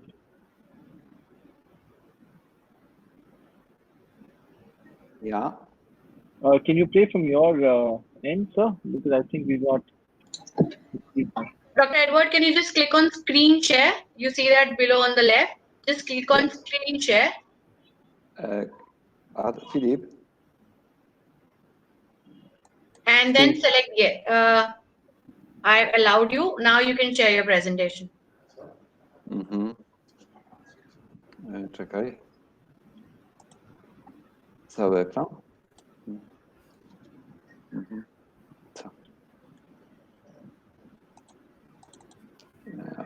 I think you'll have to do that again because we're not able to see your screen. Yes.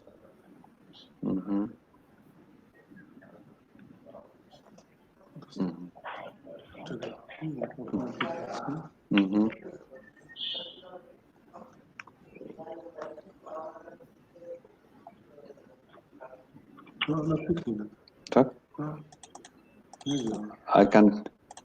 It's not working. Can we have Dr. Hudson present? In that meantime, I'll fix your slide. Now?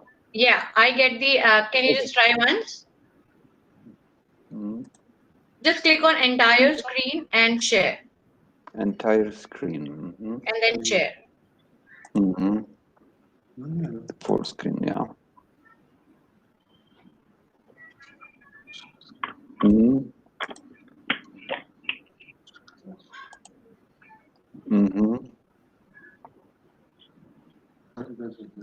You will have to select the entire screen in the center of the. Yes, we see it now. Yes. Basically, we can see your screen. You can start the presentation. Thanks. Nie? Ale nie widzę tego teraz. Okay. Can you see my presentation? Because I can see the screen. Yes, we can. Yes? Yes. We can. Okay. I'm Edward Valagalla. I come from Poland. I live in the southern part of Poland. It's near 100 kilometers from Kraków, a very beautiful city. And my city is Katowice. There are 3 universities. Between them, one is a medical university. When I am working with my wife is maxillofacial surgeon. And what about my hobby?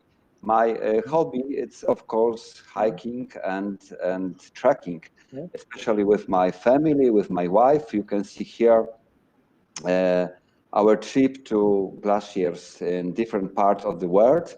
It was mentioned before and showed Perito Moreno in Argentina many times ago. And our last visit was in Tasman Glacier in New Zealand. It was in January this year. I think it was only one long haul in this year. But my passion is, of course, climbing. Climbing on skis on the mountains. Sometimes it takes 5 to 7 hours for me, and particularly beautiful. It's time when I am on the top of the summit. I can admire the surrounding landscape. It's beautiful. Sometimes it takes me 5 to 7 hours for top, and only 20 minutes down. But it's beautiful time, especially when can I do this with very high speed. And what about my activities? I live in Katowice near my hospital, and every day I go to my hospital. It is only 12 minutes from this house through this beautiful garden near the very old monastery to my hospital. It's 12 minutes. And my clinic, it's 32 beds in patients and very well equipped. We have all new equipment, especially in operations theater. The last, it's Artivo 3D microscope, is beautiful. And of course, we have some lasers. It's a Femto Zimmer Z8 and also excimer lasers, and we have a very good staff. And what about scope of research? The main is, of course, hereditary disease of the eye, especially corneal dystrophies and macular dystrophies. Not macular dystrophies of the cornea, but also of the retina. And of transplantology, I have been using these techniques for many times. And it's I performed 3,000 or more keratoplasties, and of course imaging in ophthalmology and innovations in surgery. And I'd like to show you a small video. It's my technique. I have used this technique, big bubble, for the last 20 years, and I have started in 2000, and I like it, this technique. And I don't use some special devices for this, only a simple needle And the most beautiful picture, this is a cement membrane, like ice field, like glacier. You can see this part of the eye. And the last, my scope is, of course, stem cells, limbal stem cells, and I am involving in the clinical trial with Holoclar. Holoclar is a medicine with stem cells, limbal stem cells, very expensive, but it's excellent, I think, drug for this. According to Graziella Pellegrini, it's only one drug with stem cells in the medicine.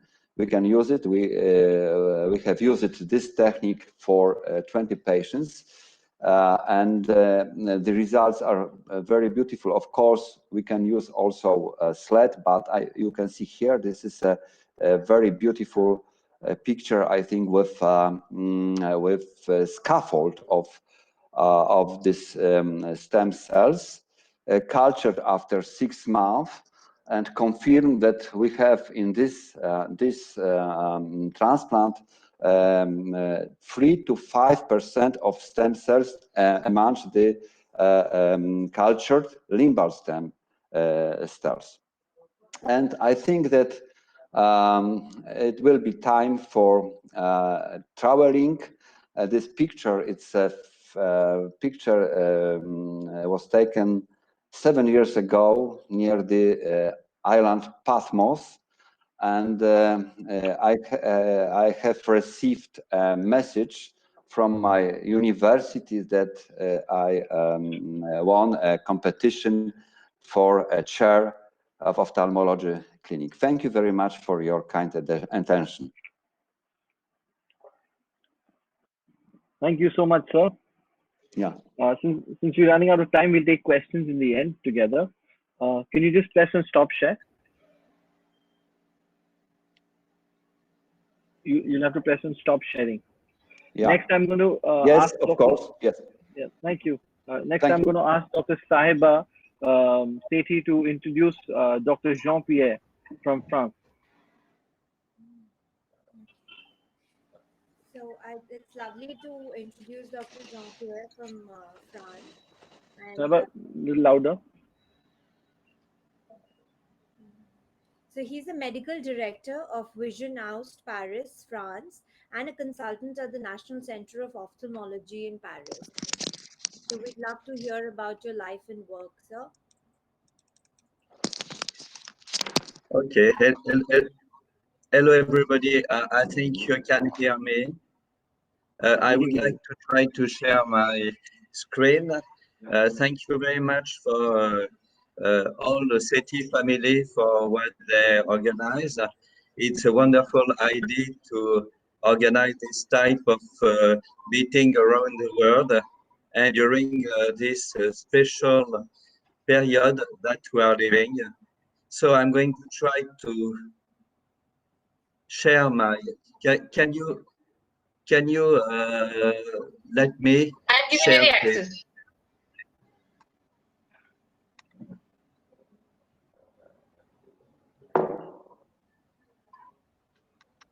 You just have to click on entire screen and Yes. share. Yes, I tried to do it. Yes, share. Share. Share. You have to select the entire screen first. Mm-hmm. You are sharing white. Do you want me to share your presentation? Yes, you can. Yes, if you can, you can.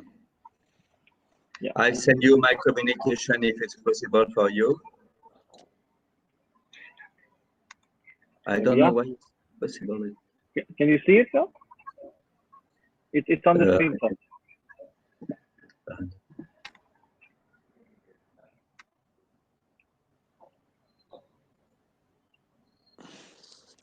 Dr. Rosenberg? Yes. I'm listening to you. I try to share my. That's okay. Can you see it on the screen? I've shared it for you. Yes, I stop sharing and I go back. Yeah, just come to Chrome. I've sent you my communication if it's possible for you to show it. No, I've got it. I've got it already. Yes, is it possible for you to Yeah. show it? It's possible. It's already on.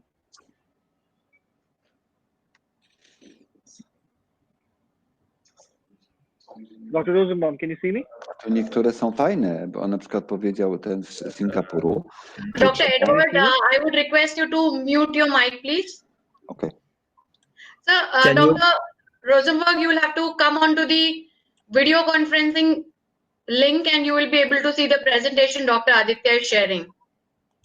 I'm already sharing your presentation. We can see the presentation, Dr. Rosenberg. Can you show? I've sent it by email if you can have it. We are able to see it. Are you able to see it? Because I can't share. I don't know. I don't understand why. No, please come back to your browser. Please come back to the conference. Please come back to conference. The webinar. Please come back to the webinar.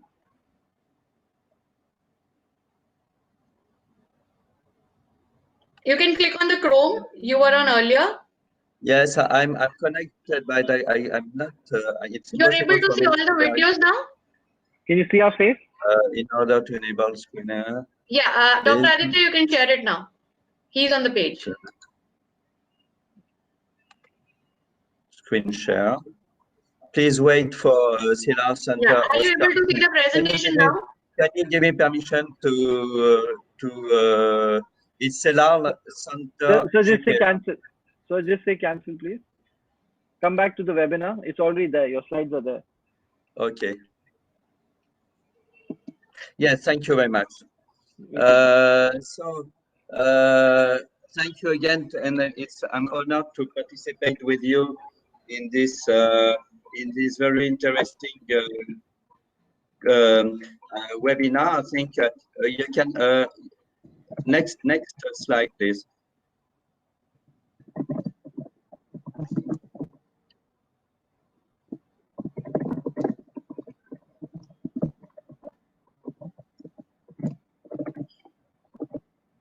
So please go ahead. In fact, can you? Yes, first, yes. Can you hear me correctly? Yeah, we can hear you. Okay, so current time in France, we have a hard lockdown from March 15th to May 1st. It takes about 6 weeks. The lockdown has ended on May 1st, but we have some constraints, medical constraints, limitation in surgery, distance limitation from home 100 kilometers, beach are forbidden, restaurant, coffee, hostel are closed, and you know that is very important in France. Next slide, please.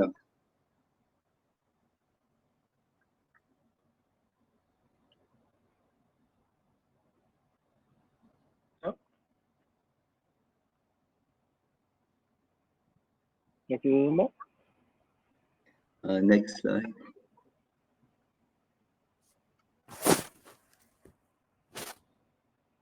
Is it possible to go to next slide? No, I'm on the next slide. Can you see my slide?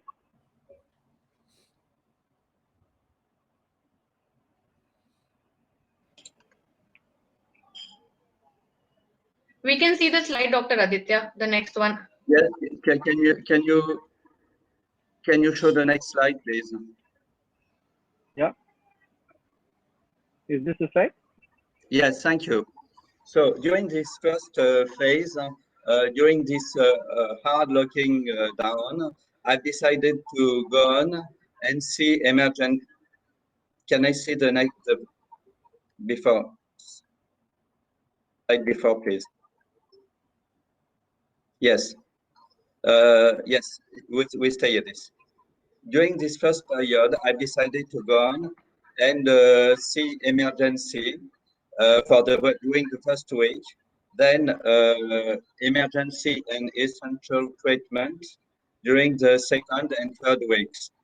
I had many discussions with colleagues who want to stop their activity, but I decided to do my job of a medical doctor and to go on my work near the patients.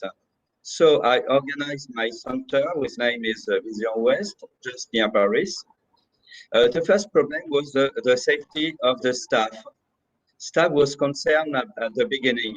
So I had to explain them that they are young, not many risk for them, and I had more risk personally, but I considered that my job was to go on. And I let them to decide what they wanted to do. The most of them go on and work with me.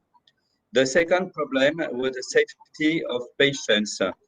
They are waiting outside.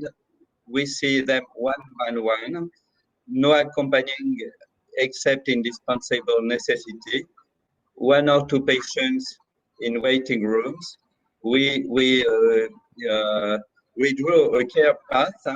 The first thing the patient do is to wash hands or to put hydroalcoholic solutions. Then they go to secretary. We have protection with plexiglass. Then they go to waiting room. The safety during exams. Limit discussion. The patient keep their hands on his. They don't put anything on the tables or on tables. We don't speak when we are under 1 meter. Of course, mask, gloves, plexiglass, shields, or biomicroscope. Next one, please.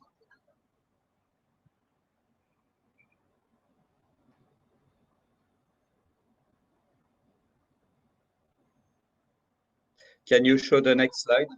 It's the next slide, sir. Can you see my next slide?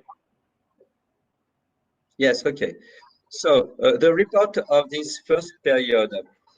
At this first period, I had about 15% of activity during the first week, then 30%, then third week, about 60% of activity, and now I am in consultation at about 80% of activity. I've seen many emergency, some were very important, like bilateral papillar edema in a young boy, 20 years old, retinal tears, iritis, and so on. Cataract surgery begins slowly now with many restrictions. We think that things will return to normal in about 2 weeks. Next slide, please. I try to do it manually.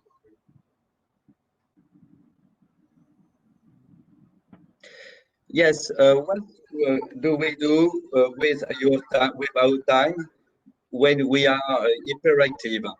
Of course, we think ophthalmo. We can speak surgery, but for surgeon, if we can't operate, it's like virtual reality. I've participated in international webinar, like the one organized by City Family, Surviving the Star. I participated with Professor Audacia on webinar about a new multifocal IOL intensity. I work on the new concept of diffractive of multifocal IOL. I work also with Dr. Thierry Abzalag, who is president of the French Society of Refractive and Cataract Surgery, to find a technical way of multifocal IOL assessment. I work also on communications on multifocal IOLs in Next Sapphire and perhaps ESCRS. I try to have the next, please. Yes, but we have time to spend. Of course, most time to spend with our family, but also time to think to other projects.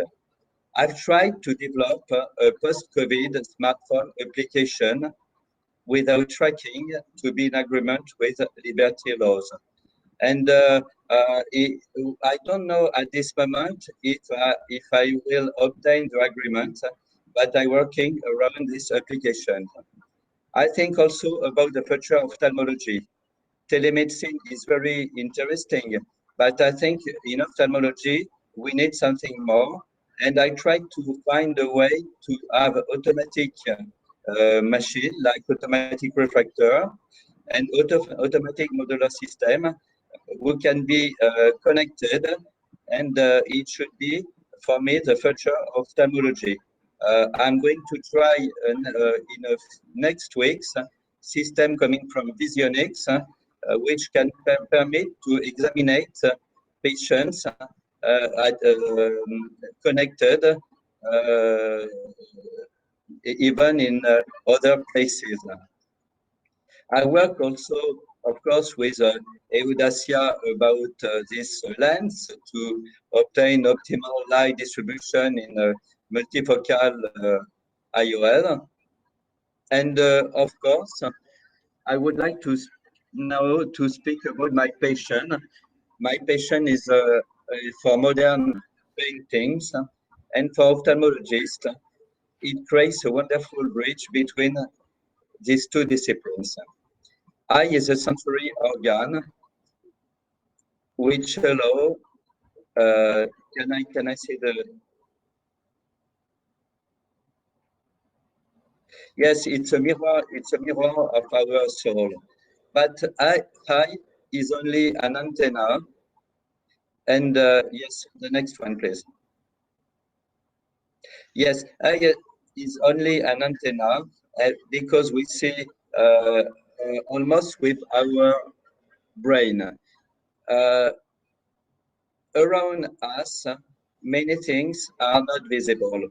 We can see only between 380 nanometers spectral to 705 750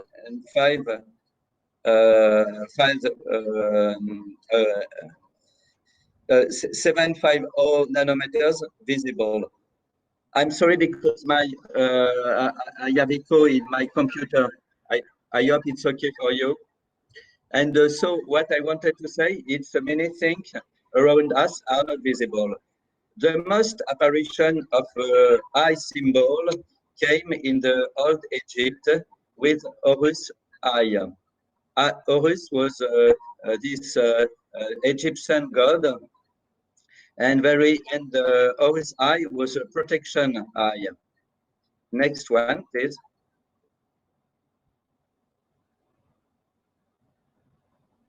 Now I'm going to speak about modern art in France. Until 19th century, art was figurative and visible. The symbolism and allegories was destined to people who could understand that.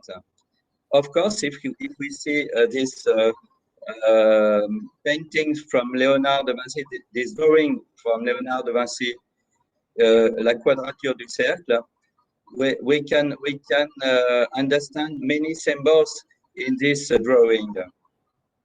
In 19th century in France, revolt against established order, social and scientific upheaval will allow the appearance of abstract art. The discovery of photography, free of the obligation to the representation of reality, and art become provocative. Next one, please.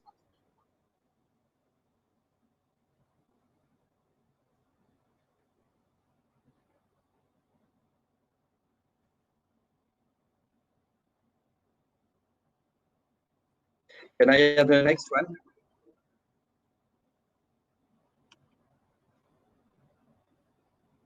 Yes, in France, we had Monet with Impressionism. Can I have the slide before, please? It's very important to.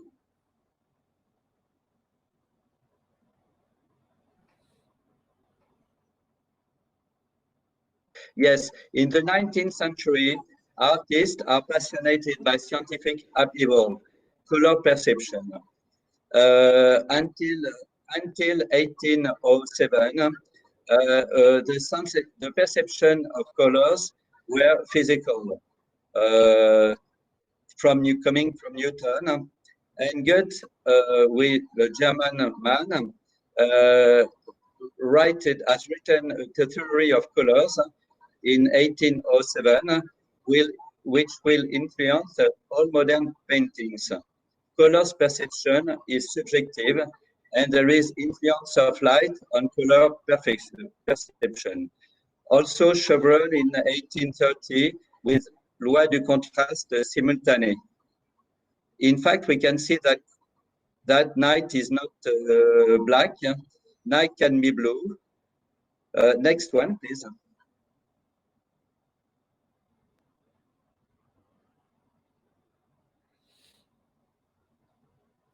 I'm sorry, it doesn't work very well. If you, can I have the next slide, please? Yes, this permits the painters like Turner, English painter, to show these paintings in which we can see dissolution of colors by light. Next one, please.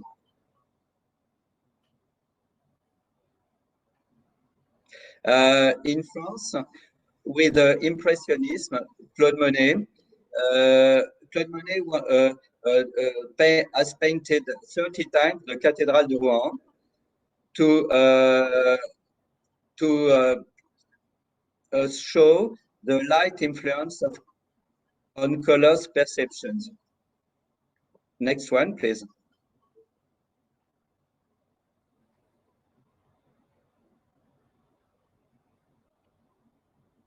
Can I have one?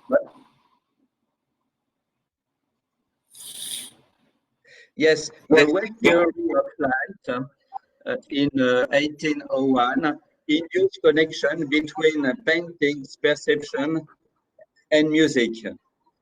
Next one, please. We can see Van Gogh, Klimt, Kupka. Next one, please.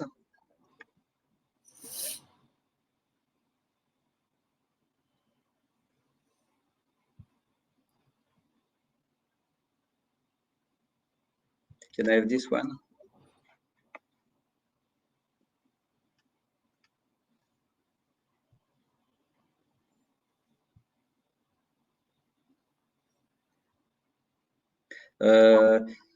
Yes, can I have the... Yes, in fact, I'm sorry, the connection is not so good. So I would like to say that all these discoveries permit the apparition of modern art, and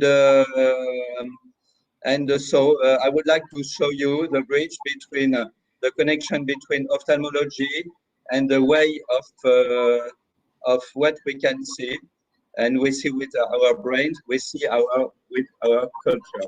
Thank you very much, and sorry for the connection. Thank you for SETI family, and thank you for all, and it's a pleasure, and thank you very much.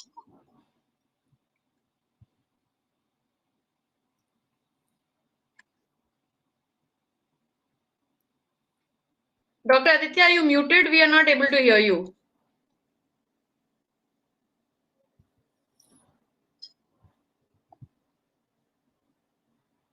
No.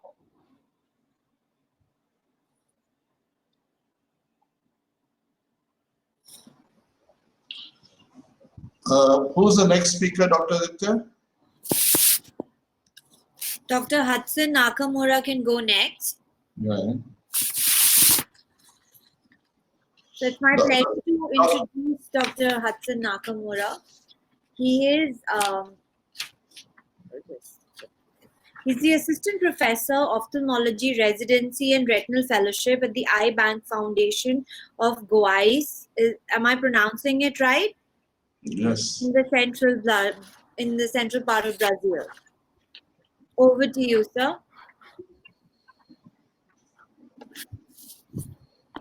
Art, you need to unmute here. Okay, now I can speak. Yeah, thank you. I've already done that. Before I start my questioning and before I start my presentation, I would like to ask in English and French, est-ce que vous pensez que la télémédecine marche bien pour les patients d'aujourd'hui? Do you think telemedicine works good for the patients today?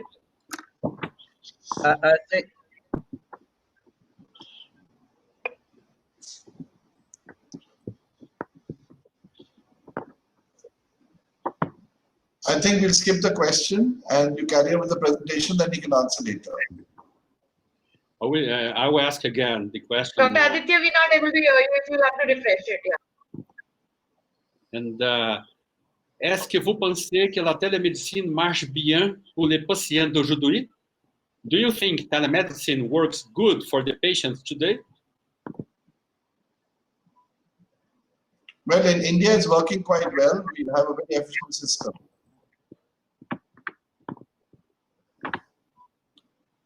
Let's carry on with the presentation of Dr. Hudson now. Okay, I was asking Dr. Jean-Pierre Rosenbaum, but next time I'll ask. His French is not very good. Okay, no problem. And I'm gonna share my screen, but before sharing my screen, I wanna tell you about what I do, what I like doing the first. And judo and wrestling are part of my life. Even when I practiced actually I was training retina in Toronto, Canada, I used to play wrestling over there and judo as well. And my father started the judo in my state here in Brazil, the state of Goiás, in 1957. And I play judo since I was born. So, you know, it's a passion. And that helps me a lot in doing surgeries because it doesn't get me any shake. Because it's a concentrating sport and it's so good that keeps me up to date and up to shape into my job. And I'll share with you my presentation now. Let me just go to screen share here and okay, that's all right. I'll share it. I'm okay and starting. I guess you are seeing my screen now. Yes, we can. Can you see? Okay. So yeah, I'm a retina surgeon presently at the Eye Bank Foundation in Goiânia, Brazil, and did my retinal training in CPCO in Goiânia, Brazil, here in the city. And then I went to Toronto for 2 years of a retinal fellowship, and then actually I was observing first, and then I was being trained by Dr. Diveni, Dr. Lem, and Dr. Harford, Dr. Berger, and I had the opportunity also to go and see some surgeries with Dr. Steve Ersinoff. And actually, I participated into many competitions in my state here in judo. And after judo, I switched to wrestling. But before I switched to wrestling, I did competitions here in our state. And in 2006, recently, I took part in the World Masters Championship in Fort Lauderdale in the United States. And I participated into 4 World Championships in wrestling all over the world, in Canada, Bulgaria, Switzerland, Italy as well. And also 2 World Championships, 4 World Championships, but 2 Pan-American Championships as well, in Mexico and Cuba. And this is my presentation for sports. These are my passions, in judo and wrestling.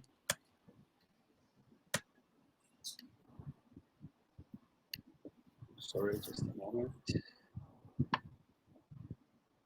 I switched to the video here. It didn't play good, but I have the video separate here and in sports. And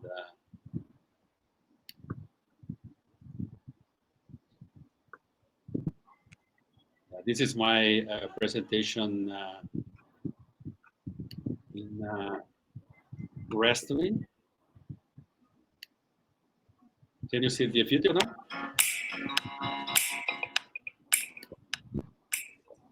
Can you see the video? Yes, we can.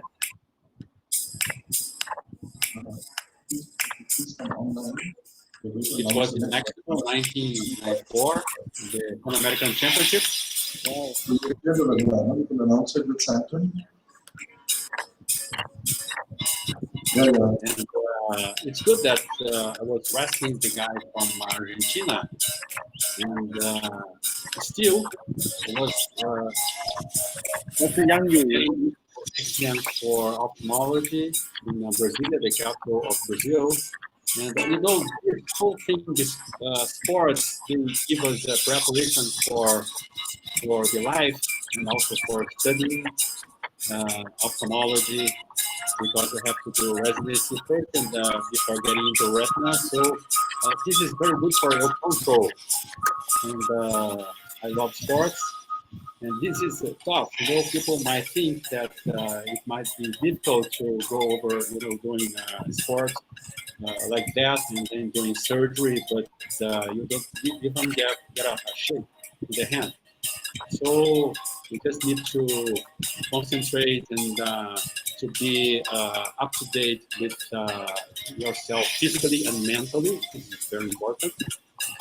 And this maneuver, you get some points, and this is cool. You know, this match was years ago when we didn't have, I think, 1994, we didn't have still the CD player, you know, too many years ago. And we learned a lot out of that. And it's good to practice any sport, any art, anything that makes you escape from the hustle and bustle from today's efforts, and that helps a lot. And this is almost finishing now, and I have here, I'll just forward a little bit, and that goes over. So it was very good to be part of this world, doing the sport, and also this the end of the wrestling match. So we have to touch the opponents back on the floor for quite a while, usually 3 seconds. It's called touch, and the match is over. So it's good to participate. And also coming now towards the world of ophthalmology, especially retina, and how would that help? Anyways, doing the sport and doing something besides the sport. This is interesting to know that I have here some retina real time in some retinal surgeries. But before going to the surgeries, I will show you this PowerPoint here, and I will share it right now. And the same presentation. And how do I do macular surgery? You know, you might think that doing the wrestling or judo, and then you cannot do macular surgery. But another thing is that I have as a characteristics from myself is that I operate inverted. I do retina surgery without using the inverted. That I learned by myself. I was not taught this during my retinal fellowships, and but then I developed this technique. And the beginning, that gave me more time to, you know, not to waste time inverting and inverting the image. And then all types of microscopes, I go with them without a problem. I like Leica, I like his eyes, and all sorts of microscopes. And then I have this presentation from the ophthalmology. It's gonna run smoother now. As you see, this is the IBEC Foundation, and I'm presenting this foveal, after actual exchange, the foveal ILM deal. you gotta get very concentrated and have a lot of control. And I go straight to the fovea. Some people think or get a little afraid of going straight to the fovea, but you have to be aware and under control. This is no cut. This is real-time epiretinal fibrovascular hemorrhagic diabetic retinopathy membrane. It is coming out easily from the macula. You just have to find the good plane and just remove it. And this patient had these things for quite a while, and his vision was very bad after the surgery and after some months, and his vision has got back to normal because we did some coagulation laser, and see the result here. And this is something that's showing that I did the thing and surgery inverted. And that's about it. And I guess I'm gonna stop sharing. I think stop sharing my screen. And that's about it. You know, I like doing sport and also the ophthalmology, linking both of them, because we need to have a concentration. We need to know what we are doing. We need to be prepared both physically and mentally. And the sport, and as you guys, you almost all you have some statistics and sport and whatever thing to help on that, because we need to be under control, and we cannot be under control of our patients if we are not under control of ourselves. And that's something that amazes me, you know. And hopefully Japan will be hosting the Olympics next year. We all are gonna watch it. Thank you.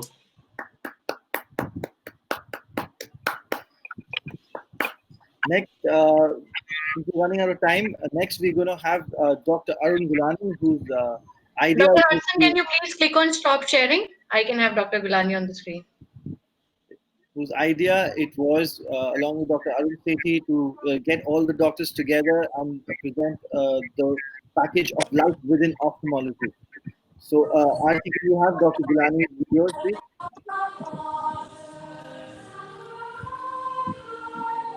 Give me 2 minutes, I'll be back.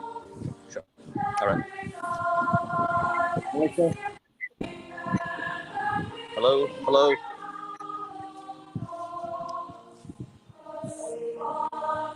Are we on? Yeah, we're on. Okay, I have to get back.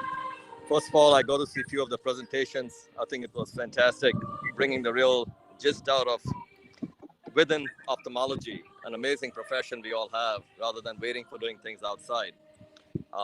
Aditya, can we start the videos? Yeah.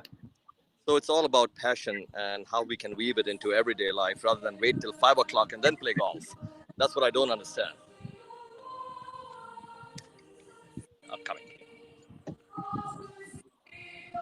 Please pardon me if I break off in between. Florida, USA. This feels like deja When I was vu invited outside the class to most of the time. For life beyond ophthalmology, I suggested Can you have the volume up? of life within ophthalmology. Everybody talks about life beyond. Did you play the first video, Aditya?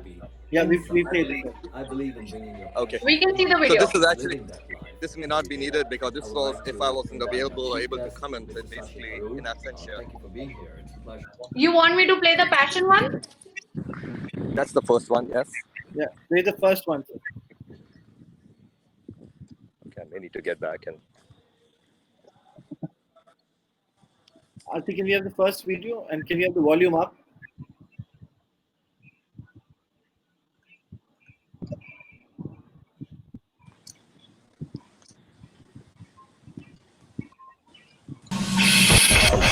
From the start.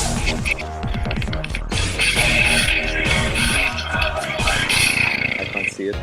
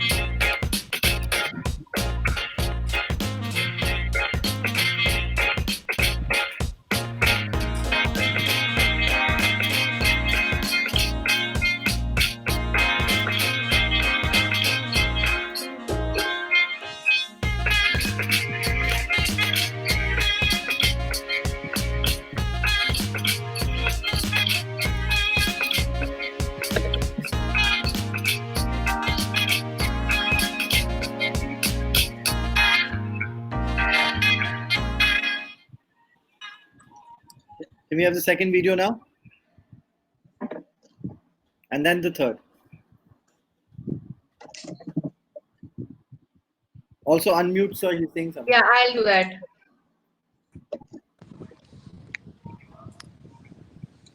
So today, this is very special because most people talk about beyond. And I really believe our profession is unilaterally amazing. What a privilege for us to make people see. None of us do any stuff that's dirty. We don't deal with dirty fluids. We sit down and operate with music. It's just amazing what we get to do. So within our 9 to 5, we should be able to build all our passions. Like I've said, if you like to dance, dance with the patient, like to sing during surgery, and really enjoy what we do. And that's very important because I don't see many ophthalmologists smiling and being amazed about what they do. Giving people vision is mind-blowing. Mind-blowing. Stop doing cookie cutter work. That's the biggest thing I want to talk about all the time. Now, the video that's going to come up very soon, sorry, I'm speaking fast, I have to get back in the room, is laser scar. This is the biggest reason surgeons fly to me to understand how there is no need for transplant in any scar. I repeat, any scar. 28 years of taking scars to 20/20 vision without transplants. You can do a transplant 22 minutes. I refuse. Take a scar, believe that they see. Stop calling these things irregular and nightmares. Focus, refract, perform, celebrate. So look at this next video. It's 6 minutes and it's about scars and how I look at them. And here's my fun thing that I talk about with them. Don't get scared of scars. Similarly, don't get scared of arcing cuts. Once you can handle these cases, you're a master. You're a master. A carpenter can do LASIK, cataract, and smile. Remember this, please. But if you do this, you're a master refractive surgeon because you'll fear nothing.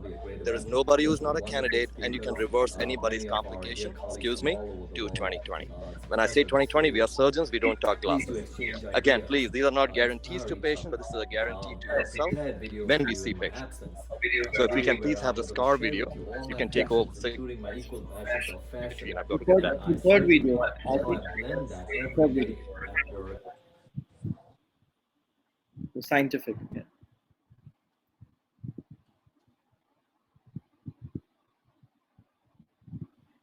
Do you have it? To our advantage. In the 5S algorithm, you can see the impact of the corneal scar on vision and determine the patterned approach of corneal rehabilitation and laser or direct laser. I don't see it. Yeah, Dr. Aditya? When you're looking at this video, please. Yeah, okay. Slow. The refractive Perfect. status. That sounds like the start music. Using corneoplastic principles, we can use these very factors and reverse them to our advantage. Okay, I have to get back. In the 5S algorithm, you can see the impact of the corneal scar on vision and determine the patterned approach of corneal rehabilitation and laser or direct laser and straight reshaping to vision. The refraction is the mainstay of the corneal scar algorithm, where vision better than 20/30 suggests straight laser PRK, while less than 20/40 following a hard contact lens trial can determine staged laser in 2 stages or a scar peel followed by myopic laser ablation. For sake of simplicity, I have divided corneal scars into on-cornea scars like these scars, which are above the Bowman's membrane and lead to a camouflaged topography as you see here, and misleading refractive error. The incorneal scars, which actually become part of the cornea and are directly responsible for the topography and have a direct correlate to the refractive error and hence can be lasered through. Instead of laser PTK that chases the scar and distorts the shape, why not reshape the cornea and take it straight to vision? Let's see this algorithm in action. This is a case of a dense corneal scar following a herpetic infection 20 years ago. Notice the circular light reflex here is D-shaped due to high astigmatism. With fast movements, take off the epithelium except in the area of the scar, leaving that for the last. Following my corneoplastic principles, herpetic scars usually become part of the cornea, so you'll see a smooth surface at this point.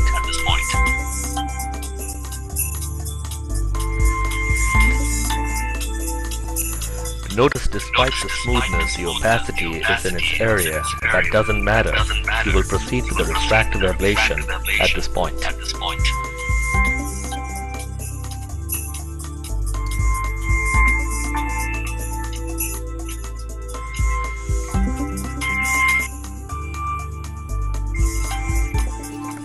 At this point, we will apply mitomycin C for about 30 seconds. You may even rub the surface or gently place this disc-shaped wax soaked in mitomycin so it applies to the central cornea.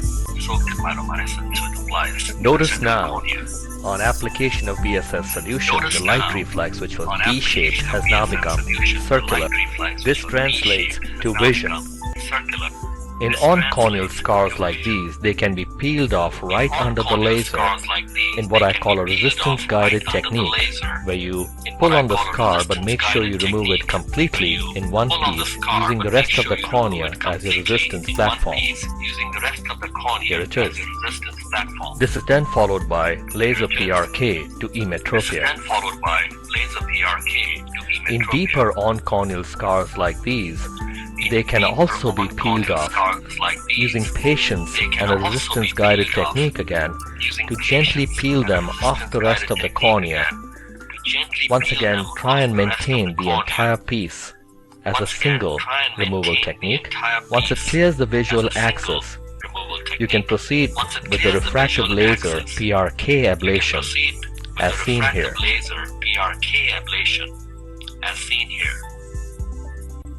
Mitomycin C application. Complete central clarity to an excellent outcome. To indirectly remove the scar straight to emetropia. Even variants like buttonhole complications of LASIK can be treated as an incorneal scar. Let's use our algorithm.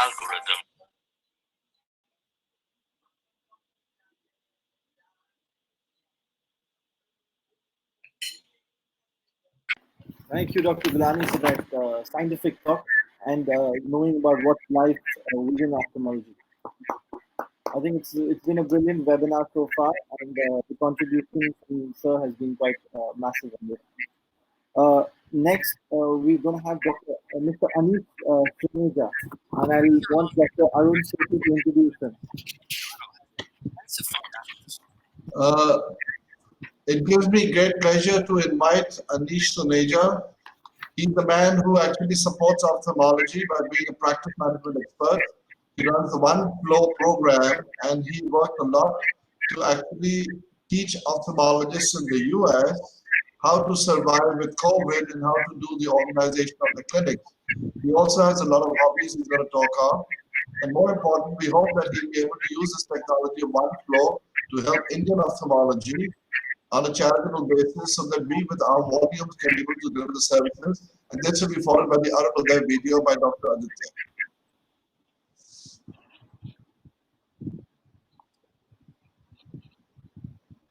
Anish, over to you. Okay, thank you very much. Can everyone see my screen? You will have to select the entire screen and click on share, Dr. Anish. Okay, I thought I did that. I had given you the access. If you can just try it again for us. Sure, no problem. Yes, we do see your screen now. Okay, all right. First of all, Dr. Sethi and the entire family, thank you so much for having me. I hope this content is relevant. It's just great to be part of this esteemed faculty and the team. So my name is Anish Suneja, and my expertise is in lean manufacturing, which you may have heard of. And for the last 14 years, I've had a chance to work throughout the country, develop tools and methodologies to look at the entire system of patient flow. Although I've done work in all parts of healthcare, ophthalmology and in clinics is where there has been a lot of application and application of some of the tools that we've come up with. So thank you for taking the time. I think I'm not sure if this will be relevant or not, but I'm a chemical engineer by training. And for some of you, this might have been an easy transition from engineering to medicine. For me, I came across a book called Lean Thinking while I was an engineer and had an opportunity to apply it in chemicals. And it had such a deep impact on me, speaking of passion, that I had to go do something called Vision Quest. I'm not sure if you're familiar with that or not, but you go off in a land, a safe land, national forest, and spend 3 days on just water. And essentially, you're looking to make some major decision. And so out of that, I came up being hungry and thirsty with the decision to switch from engineering to what I do now. This may be a thing of the past, but I think, my hobbies, my passion is my work, but also I just love visiting different countries and seeing different cultures. So for vacations, I've been to, a few countries around the world. And for the lean work that I'm about to share with you, I've been sort of all different parts of the United States. So I just feel like the luckiest person to be doing this. So for my first project in ophthalmology, I worked with Dr. Dennis Hahn, who's a retina specialist at the Eye Institute in Milwaukee, Wisconsin, which is where I live. And watching his clinic, their clinic, what I saw was patients coming out of exam rooms, for example, wanting to know when will I be seen. Doctors were not so busy and then slammed. Clinics often ran into lunches and late times. And, from an engineer's perspective, it just seemed very chaotic to me. I enjoy systems, I enjoy what I do. And I just, this did not make any sense to me at all. It's almost like everyone was acting like they've never seen a patient before. And every time they came out of a room, they had to figure out what to do next. So translating lean for ophthalmology, essentially, we can look at this from anywhere, from patient care start to end. And today's world, it might even be important to look at all the steps that the patients take from the time they have a need to the time their care is complete. Obviously, some of it may be done with telemedicine and some of it in person. But I'd like to share with you kind of our focus, how to look at these tools from essentially a clinic visit. And our goal is to have a patient come in and leave in a predictable time without any wasted time for the patient. And in order to do that, we have to sort of break up our activities. And turns out that when we start to look at who is interacting with the patient and when, lean calls value-added activities something that the patients are there for. That means any time with the staff or the physician is value-added. What's wasteful is actually the rest of the story, where people are located, how they're interacting with the patient outside the room, they're escorting patients, they're looking for supplies. So it's all of that we call a waste bucket. And so to get specific, each flow will be different depending on your clinic and layout. But in this case, I'm sharing with you the breakdown of a patient flow segment. Patients check in for a couple of minutes. They may wait in our main lobby for 15 minutes. They get some sort of tech workup. This is the retina example. They may then wait for another in the main lobby or a sub-wait. They may get a test, and then they wait. They eventually get roomed. Then they wait for the doctor. Then the doctor sees them, and they might have someone like a scribe stay in the room. And if essentially the overall visit in this case is 88 minutes, but what lean calls value added is just the 26 minutes of the interaction time with everyone. And so the wasted time for the patient is 62 minutes or over an hour. And I've seen this around the country here, not familiar with how you are set up, but there's just a huge opportunity. So what we're looking for is visibly just the waste involved in taking care of patients. This may result in, as physicians, you may wait.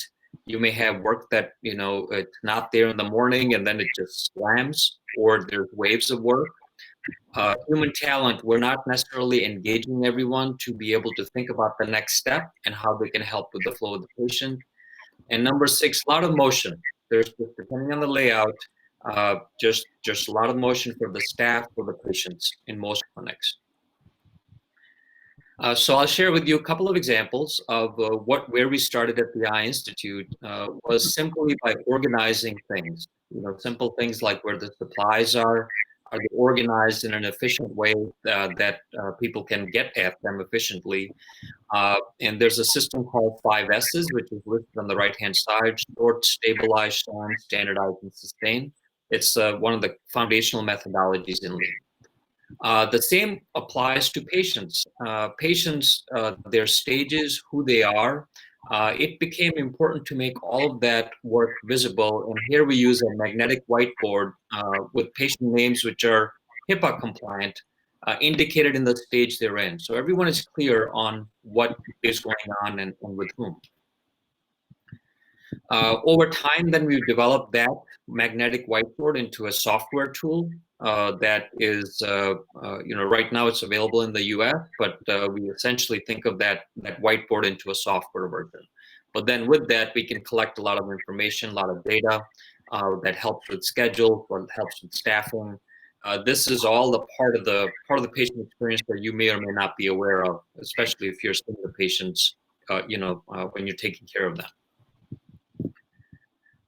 One of the discoveries for me as an outsider is that the physician's time needs to be treated differently than everyone else's time. So here's Dr. Dennis Hahn. So our goal is to create a system, whether through schedules, communication, rooming, that the doctor can go from patient to patient without interruption. And that means that just so many patients are ready for the doctor, and the doctor has very clear pathway and communication so that the doctor's time is not wasted, which is, I can't tell you how many places I see just not an application of this principle about bottlenecks. So long story short, in the Eye Institute, we were able to reduce patient wait times in retina by 85%. The process changes freed up 1 hour out of every 4, so more patients could be seen. And this was all done through staff engagement, and so their satisfaction went up by 25%. So in medical economics, Dr. Hahn wrote an article about his process changes, and then later he and I co-authored a book called Synchrony, which is available on Amazon. So, in light of the current changes, I have been thinking about, here's an example of a patient flow. So all the steps that the patient might take in a clinic just to get to see a physician, where they're teching, where they're getting their pictures taken and checking and check out. And all of the stars are really where the potential for exposure to other patients, just because of the movement of the patient involved. And so rethinking, I've had a chance to help redesign some clinic spaces. It dramatically reduces where the patient is in the clinic because we move the patient less, and there also, as a result, there's less exposure. So it's something that may be worth considering, if you are considering in the future how you might redesign the flow to be safer and also to be efficient. So here are a couple of examples of actual designs that have resulted in just walking distance reduced, productivity gains, wait time reduced with happy patients from a couple of designs here in the US, one in Michigan, one in Colorado. So thank you very much for the opportunity to speak, and hopefully this was valuable information. Thank you. Thank you so much, sir. We learned a lot from your talk. Going with the theme of today, we're going to present a few videos of Team City, Team Arunodaya, and how, what is our passion, and how do we incorporate that. So, can you see my video?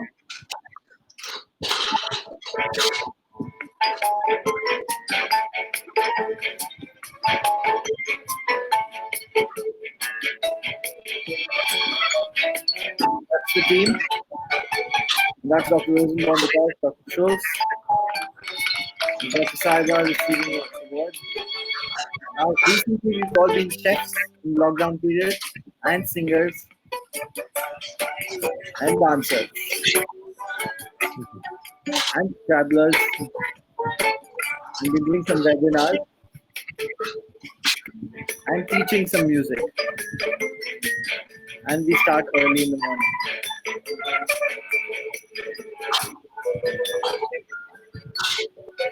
And some exercise, yoga.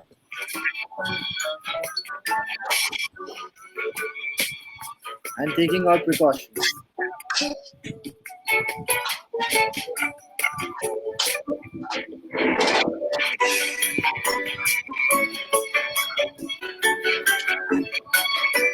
If you've seen our YouTube channels, a few of us are good singers too, and painters. So as far as passion goes, that's us. And next, we're going to talk about how this passion translates to our work. So as a group, not only do we have similar hobbies, but we also believe in reversing the tide of curable blindness. And with our project, Hypermature Cataract, we've been able to give aid to these patients with this and videos.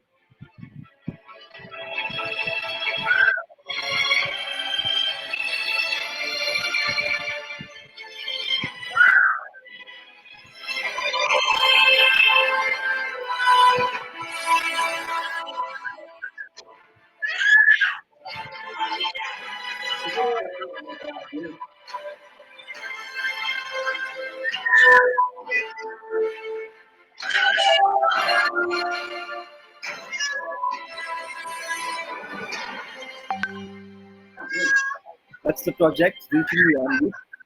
And as we know, coming to the scientific part of our presentation, as we know that, Aarti, can you mute Dr. Hudson? Or we can remove him. I think he's gone on bad review.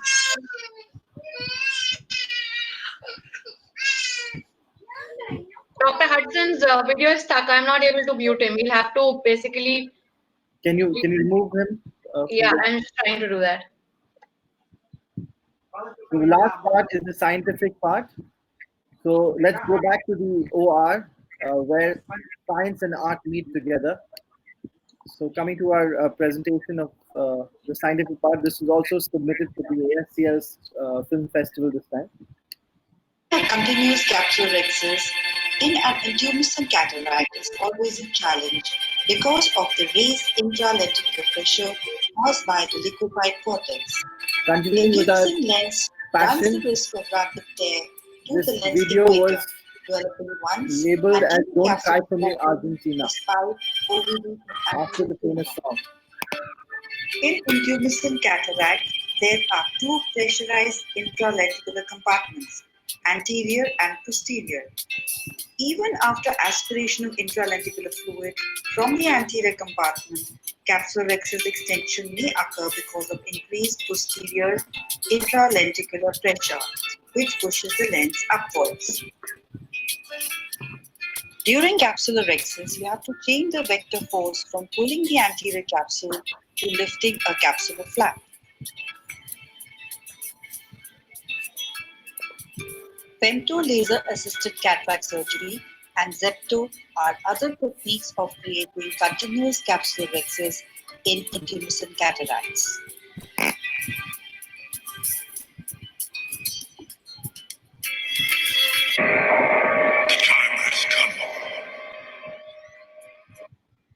We present hold the door technique for a successful continuous rhexis.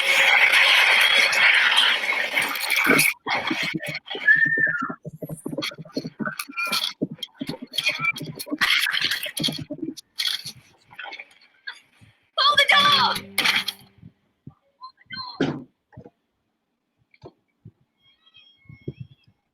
Hold the door! This is my technique. which is cost effective and has given me 100% success. In advanced intumescent cataract, the patients in our part of the world present with. After construction of the main incision, the anterior chamber is filled with adequate OBD. Vibrata forceps is used to pinch and lift the flap of the anterior capsule. You can appreciate the technique in slow motion also.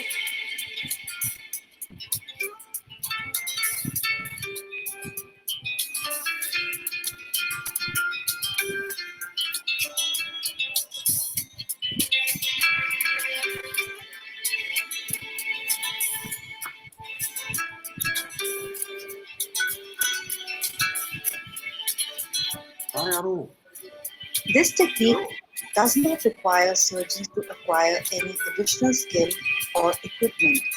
Okay. And reproducible. Start with the regular main phaco incision, as always. Fill the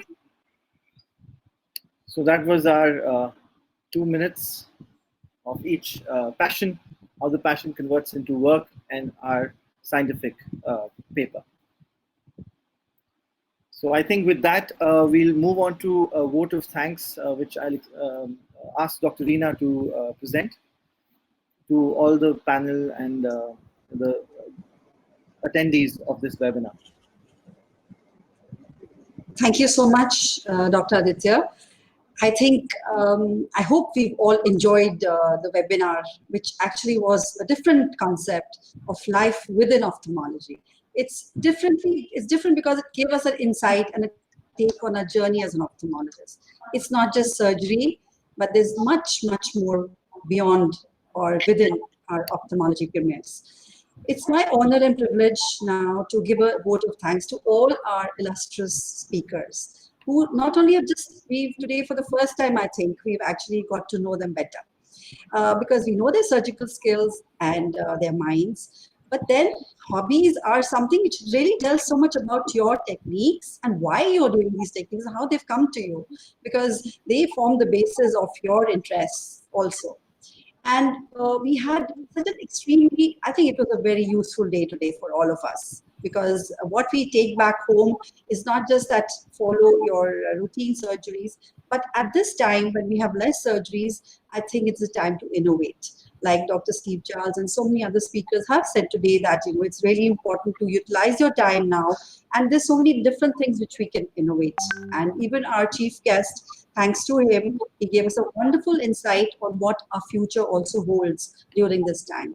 I'd like to also thank Dr. Schultz and Dr. Saiba, Dr. Vaibhav, Dr. Aditya, and Dr. All of you have done such a wonderful job in coordinating everything. And my sincere thanks to Aarti. Once again, I think Aarti did a wonderful job. Thank you very much, everyone. Thank you. I'd like to add a few words to this, that it's a matter of pride that you all have come and joined us and that you have been able to give us an opportunity to listen to you. We want to form a group of you all together. We would like to meet again after a month or so and take up another topic. This time we're looking at ocular therapeutics. And what is your opinion in anterior segment, posterior segment of the current eye drug regime that we have? What needs to be done to improve the medication, and your thoughts. I'd like those of you who are interested to give us your topics so that a month from now we can meet again and discuss ocular therapeutics with some fun. This time we're planning to bring a Hollywood star and a Bollywood star to join us. So get ready for some dancing. And thank you very much once again. Have a nice weekend. And this is the first webinar without any pharmaceutical support. And the next one hopefully will be the same.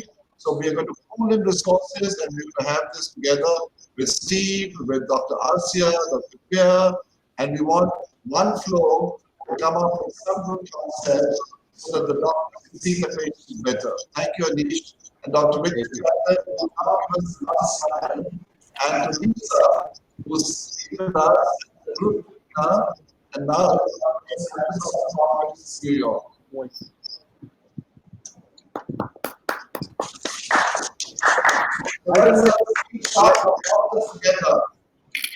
Let's have a screenshot for this, right? And you're likely to have I would just like to interrupt here. I would just like to take the feedback. I hope everybody liked the way the webinar was organized. very much. Yeah, that's what we said. It was very well done. Good. Very good coordination. Thank you so much. Thank you. This webinar will be figuring tomorrow in New York Times. So if you have the newspaper, do see that. We can ask our counterparts to share that with us from New York. Can we have the entire faculty on the? Take a screenshot. Yeah, sure. I have actually added almost everybody. Let me see who's missing. One has gone to the restroom, so take the camera there. And Dr. Shashi Tharoor has said that he's going to retweet the entire presentation. Adam. The Dr. Nakamura, please continue with the wrestling, but not with your wife. Saiba? Where's Dr. Saiba? No, I don't see her. I don't see her in the list. I'm trying to add her. I think she's disconnected. Aditya, please bring her up and call her. So Yeah. thank you very much. Where's Amir? Please bring him on the screen, Lisa.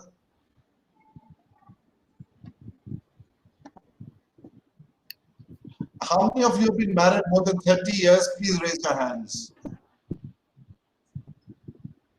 Now I want to know how many of you are still married and how many of you are still happy. Raise your hands.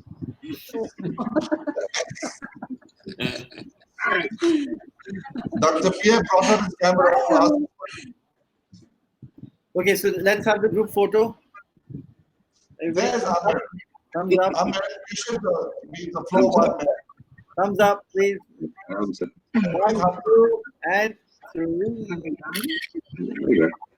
So get ready for next month. See you. See you. Thank Bye-bye. you. Bye, everybody. Bye.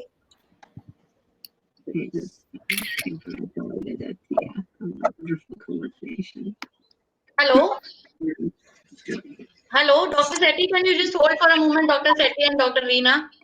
Well, please put everybody, put us in the and the whole thing will be on YouTube after editing on Monday. Dr. Hudson, you are a great guy. You need to organize the next one. Good thing you're muted. I can't hear your response.